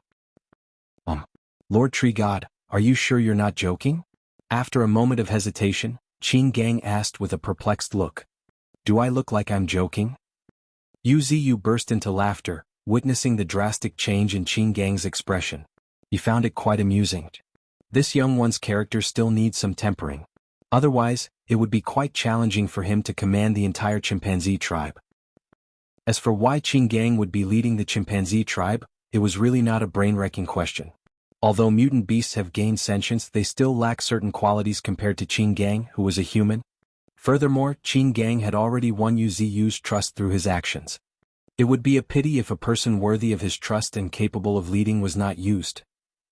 Meanwhile, within a mountain range not far from Misty Mountains, Schlick, a sound akin to blades rubbing against each other, rang as sparks flew everywhere. Immediately after, clang, clang, clang, a series of clashing metal sounds echoed fiercely through the forest. In the distance, the giant azure wolves could not help but have their pupils shrink as they watched the scene where sparks kept flying constantly. Afterward, a vigilant giant azure wolf turned around and fled, apparently going to call for reinforcements. Apparently, the golden ant, who possessed the most outstanding combat power, had met his match, which was obviously unimaginable for them. He did not have the luxury to pay attention to the giant azure wolves. His eyes narrowed slightly as he retreated after a strike. Looking at a similarly retreating green mantis not far away, a hint of seriousness appeared on the golden ant's face. Mutant mantis, and not just an ordinary one. The golden ant might be only in Tier 0 level 6, but thanks to his earth-shaking strength talent, he could not only take on those of the same level, but also Tier 0 level 7 or even level 8 mutant beasts with ease. However, at this moment, a mantis the size of a fist and emanating the aura of a Tier 0 level 7 mutant beast could fight him on equal footing. This was proof of its terrifying strength. Pursing his lips, a reddest glint flickered in the depths of his eyes. The golden ant hesitated no longer. He lifted his feet and kicked the ground. With a bang, the ground shattered as his entire body transformed into a dark golden streak, hurtling straight toward the green mantis, swoosh, tearing through the air. The golden ant's scythe-like arm cut fiercely toward the green mantis. But just then, it sounded like it flapped its wings. The next moment, a streak of green light flashed by in an instant. So fast. In a flash, the golden ant decisively swung another of his scythe-like arms. Ants have 6 legs, but besides using 2 for walking on the ground, he was using his other 4 legs as arms for attacking. Thus, unlike most ordinary mutant beasts, he boasted a total of 4 such scythe-like arms. Furthermore, each arm was the most formidable weapon capable of slicing through even the toughest defenses. Clang. The next moment, a resounding impact echoed, followed by a cascade of sparks. Following that, the golden ant's eyes narrowed as his raw power surged through every fiber of his being. Boom. The next moment, with a thunderous clash, a streak of green light shot straight toward the ground not far away like a cannonball. A thud rang out as a deep bottomless pit appeared. This was power, unequivocal and overwhelming.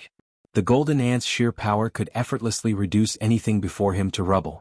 Yet, despite this awe-inspiring feat, the golden ant's countenance grew even more serious. With heightened vigilance, he surveyed its surroundings, every sense attuned to the slightest disturbance. Just because at this moment. The flapping of wings caused the air to vibrate once more as a dangerous aura permeated the atmosphere. Swoosh. The next moment, a streak of green light swiftly cut through the air. Before the golden ant could formulate a response, a green pounced on him. Roar! The golden ant let out a low growl and chose to take the oncoming attack head-on. His four legs crossed in a strategic stance, countering the incoming attack with a calculated push. Boom. The next moment, a thunderous clap resounded through the air. The golden ant gazed at the enormous mantis wielding scythe-like arms, his eyes narrowing slightly. "You're very strong."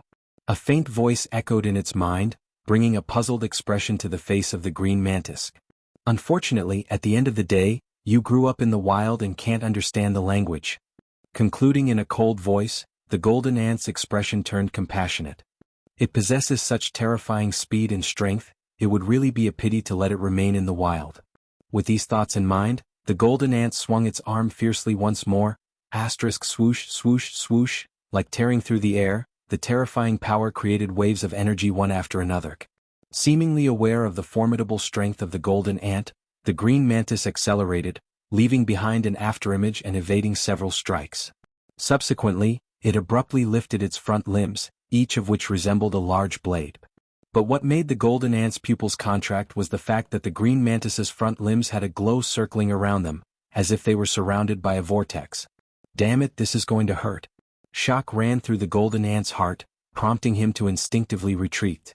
However, compared to the green mantis, his speed was clearly inadequate. Swoosh. Its speed was so fast that its tiny frame brought forth a gust of wind, and in an instant, the green mantis closed in on the golden ant.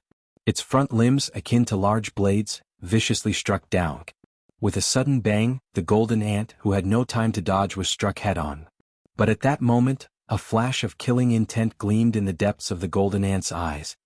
Rather than retreating, he lunged forward, pushing its scythe-like arm fiercely ahead. Squish. With a crisp, piercing sound, a wail resonated through the night sky. And shortly thereafter. Mo. Amidst the thunderous bellow reverberating through the night sky, the earth itself began to tremble. In the distance, an enormous torrent of darkness was rushing over with an unstoppable force. Along its path, not only were trees thick enough for several people to embrace torn asunder, but even boulders several meters tall shattered instantaneously. Fifth brother. With a tinge of concern, Bull Demon hurriedly arrived at the scene. "Second brother, I'm not seriously injured." Responding in a weary voice, the golden ant let out a deep breath. Subsequently, he gently touched the cross-shaped gashes on his chest, slightly squinting his eyes. The pain was extreme, a searing, fiery pain. Furthermore, there were whirlwinds lingering around the wound, repeatedly tearing into him. Had he not possessed a robust physique and scales akin to golden armor protecting his body, this single slash alone could have cleaved him into four. But so what? Raising his gaze, he looked toward a figure not far away, the green mantis that was tottering unsteadily with a gaping wound on its chest. The golden ant knew. He had emerged victorious.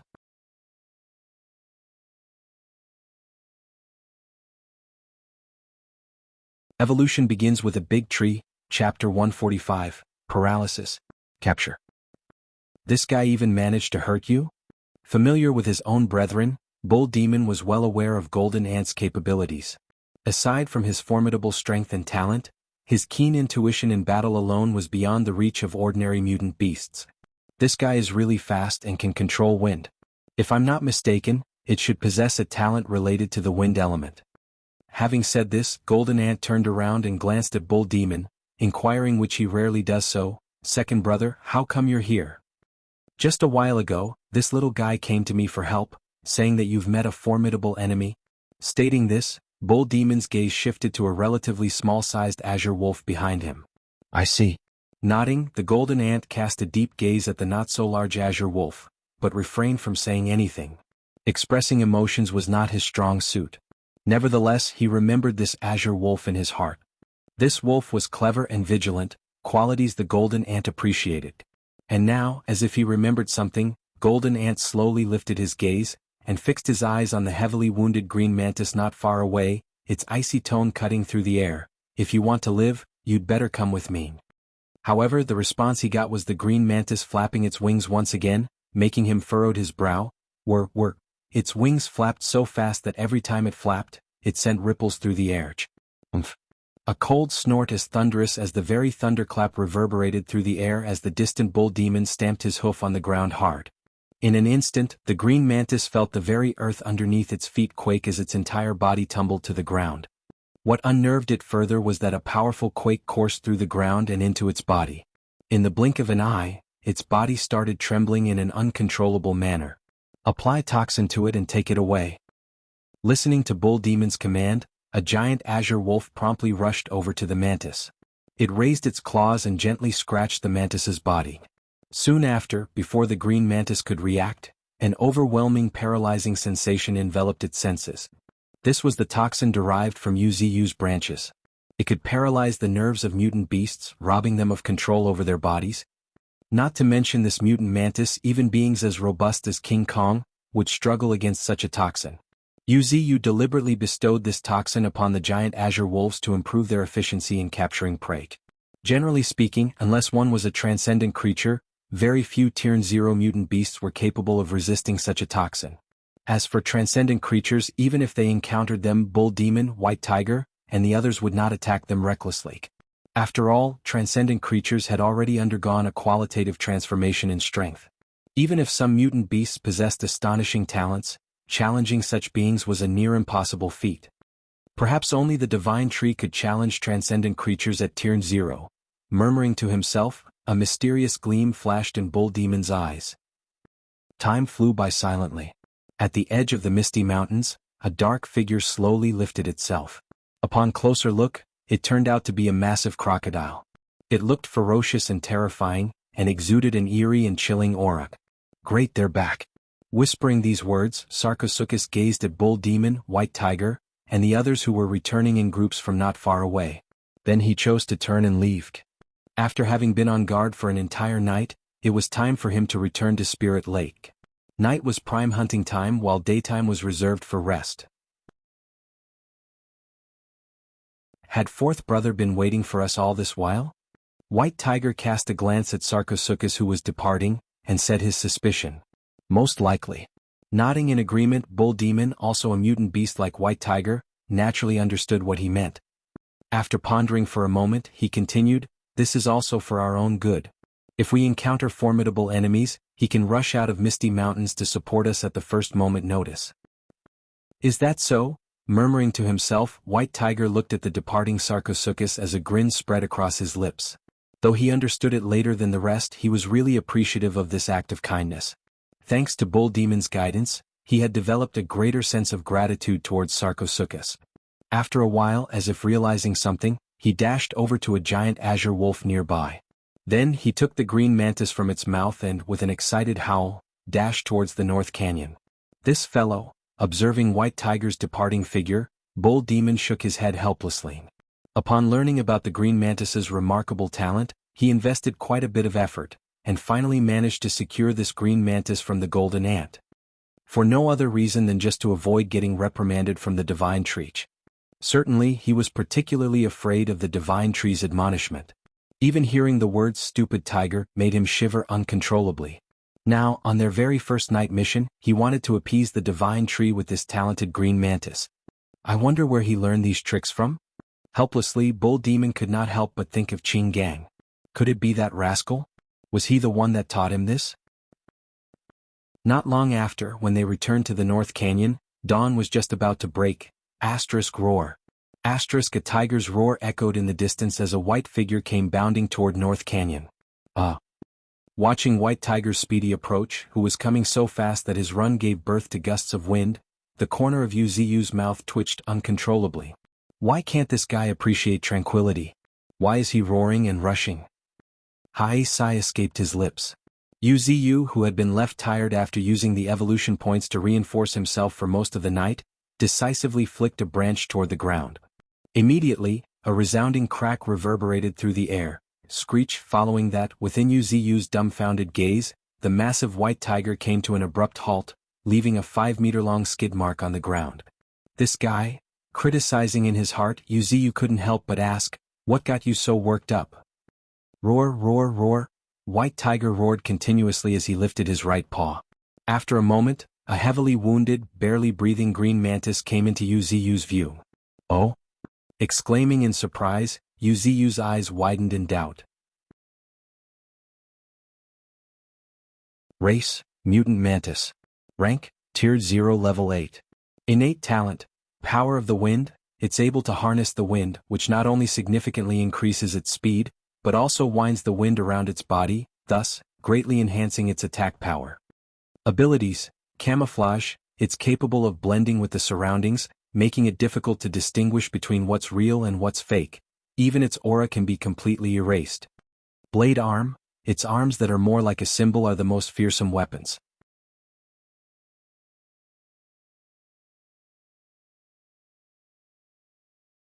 Evolution begins with a big tree, Chapter 146, Born Assassin.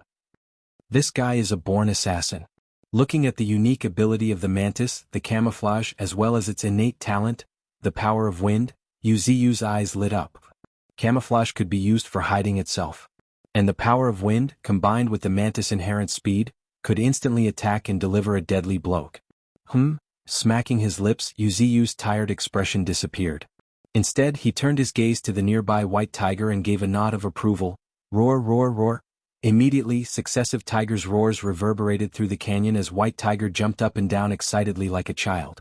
Yuziyu was a little taken aback at the sight of White Tiger's excited antics. Why is he so excited? Isn't it just a nod? Yuziyu was filled with doubt, but he did not want to dwell on it further. Instead, he shifted his gaze back to the mantis. Staring at the deep wound on the mantis's chest, where even the blood had dried up, Yuziyu's heart skipped a beat. Then, he extended a branch into the spirit pond a bit, and then dripped the drops of its water onto the wound. Afterward, he used the branch to extract the toxins from the mantis's body. However, shortly after all this was done, the once immobile mantis began to flap its wings, causing the very air to vibrate. You're not thinking of running away, are you? Yuziyu's words had barely finished his sentence when, with a whoosh, a streak of green light shot straight into the sky. This little guy. With a tinge of helplessness, Yuziyu gently waved his branch. In an instant, that swaying branch had somehow extended into the sky, and then, a resounding crack like that made by a whip reverberated in the sky. Before it could even react, the mantis, that had just gained an astonishing seed, plummeted from the sky. On my territory, no matter how fast you are, it's useless. Sighing, Yuziyu's branch swirled through the air, coiling around the mantis before tossing it into the spirit pond. Thanks to the healing properties of the spirit pond, it would not be long before the mantis would have recovered to its original state. Mutant beasts have extremely resilient lives. And the mantises had the best vitality among most organisms. It should be brought to notice that when the praying mantises mate, the extremely hungry female praying mantis would choose to eat the male mantis. Even while the male mantis was being eaten, even if its head was being eaten, it would not stop copulating. Just this fact alone spoke volumes for the strong and resilient vitality of the mantis family. However, Yuziyu had a doubt regarding this. The current mantises had mutated, and not only in strength but also in the intelligence department. It was unlikely that a female mantis would eat the male mantis as delicacy. After all, even male mantises would resist. Now, with their newfound strength, even if the female mantis tried to eat them, they might not be able to winch. Thinking this, Yuziyu looked at the lively mantis in the center of the spirit pond, his gaze flickering. Fortunately, it's a male mantis. I don't have to worry that he will eat his mate in the future. As for being eaten by his mate, that's even more unlikely. He has a pretty powerful innate talent and is strong on his own. Who knows who could win against him? Just as Yuziyu was lost in thought. The air vibrated once again. Without hesitation, Yuziyu swung his branch, sending the flying mantis back into the spirit pond. I want to see how many times you can fly today. Amused, his voice carried a playful tone. One after another, branches rose around the spirit pond, and then they began to sway slowly as if threatening. Time quickly flew by and it was already noon. Bull Demon, White Tiger, and Golden Ant each found a corner in the canyon, yet their attention was drawn to the spirit pond. With a snap, a streak of green light that had just taken off, fell like a comet once again. 128. Leaving another mark on the ground, Bull Demon's mouth twitched uncontrollably. This was the first time he had seen such a stubborn fellow. Even the honey badger did not have the guts to keep doing something like this. Once or twice might be fine, but the mantis had been whipped by Wuxia's branches a staggering 128 times. While the healing water of the spirit pond might have helped him with his injuries, the mental torment was not something an ordinary person could bear. And now, not only did he withstand the mental torment, but he was still vibrating his thin as cicada's wings again, trying to break through the Wuxia's branches. Crack! A crisp whipping sound rang once again. Wuxia was also having a headache. Did I encounter a suicidal maniac? Though he thought this, Wuxia was still very patient with the mantis. After all, using a branch was as simple as moving his finger, effortless and even refreshing to some extent. He did not find it cumbersome, instead enjoyed moving them. Moreover, he wanted to see just how stubborn this mantis could be. Luckily, this mantis had good innate talent, which caught Wuxia's attention. Had his innate talent been weak, perhaps the mantis would not have been whipped straight into the spirit pond. Perhaps, if Wuxia was not careful, it was possible for him to be blown to smithereens. Chuckling, Wuxia's branch whipped his branch once again. Furthermore, patience was a tree's virtue. Contesting with the tree in this field was really not a good idea.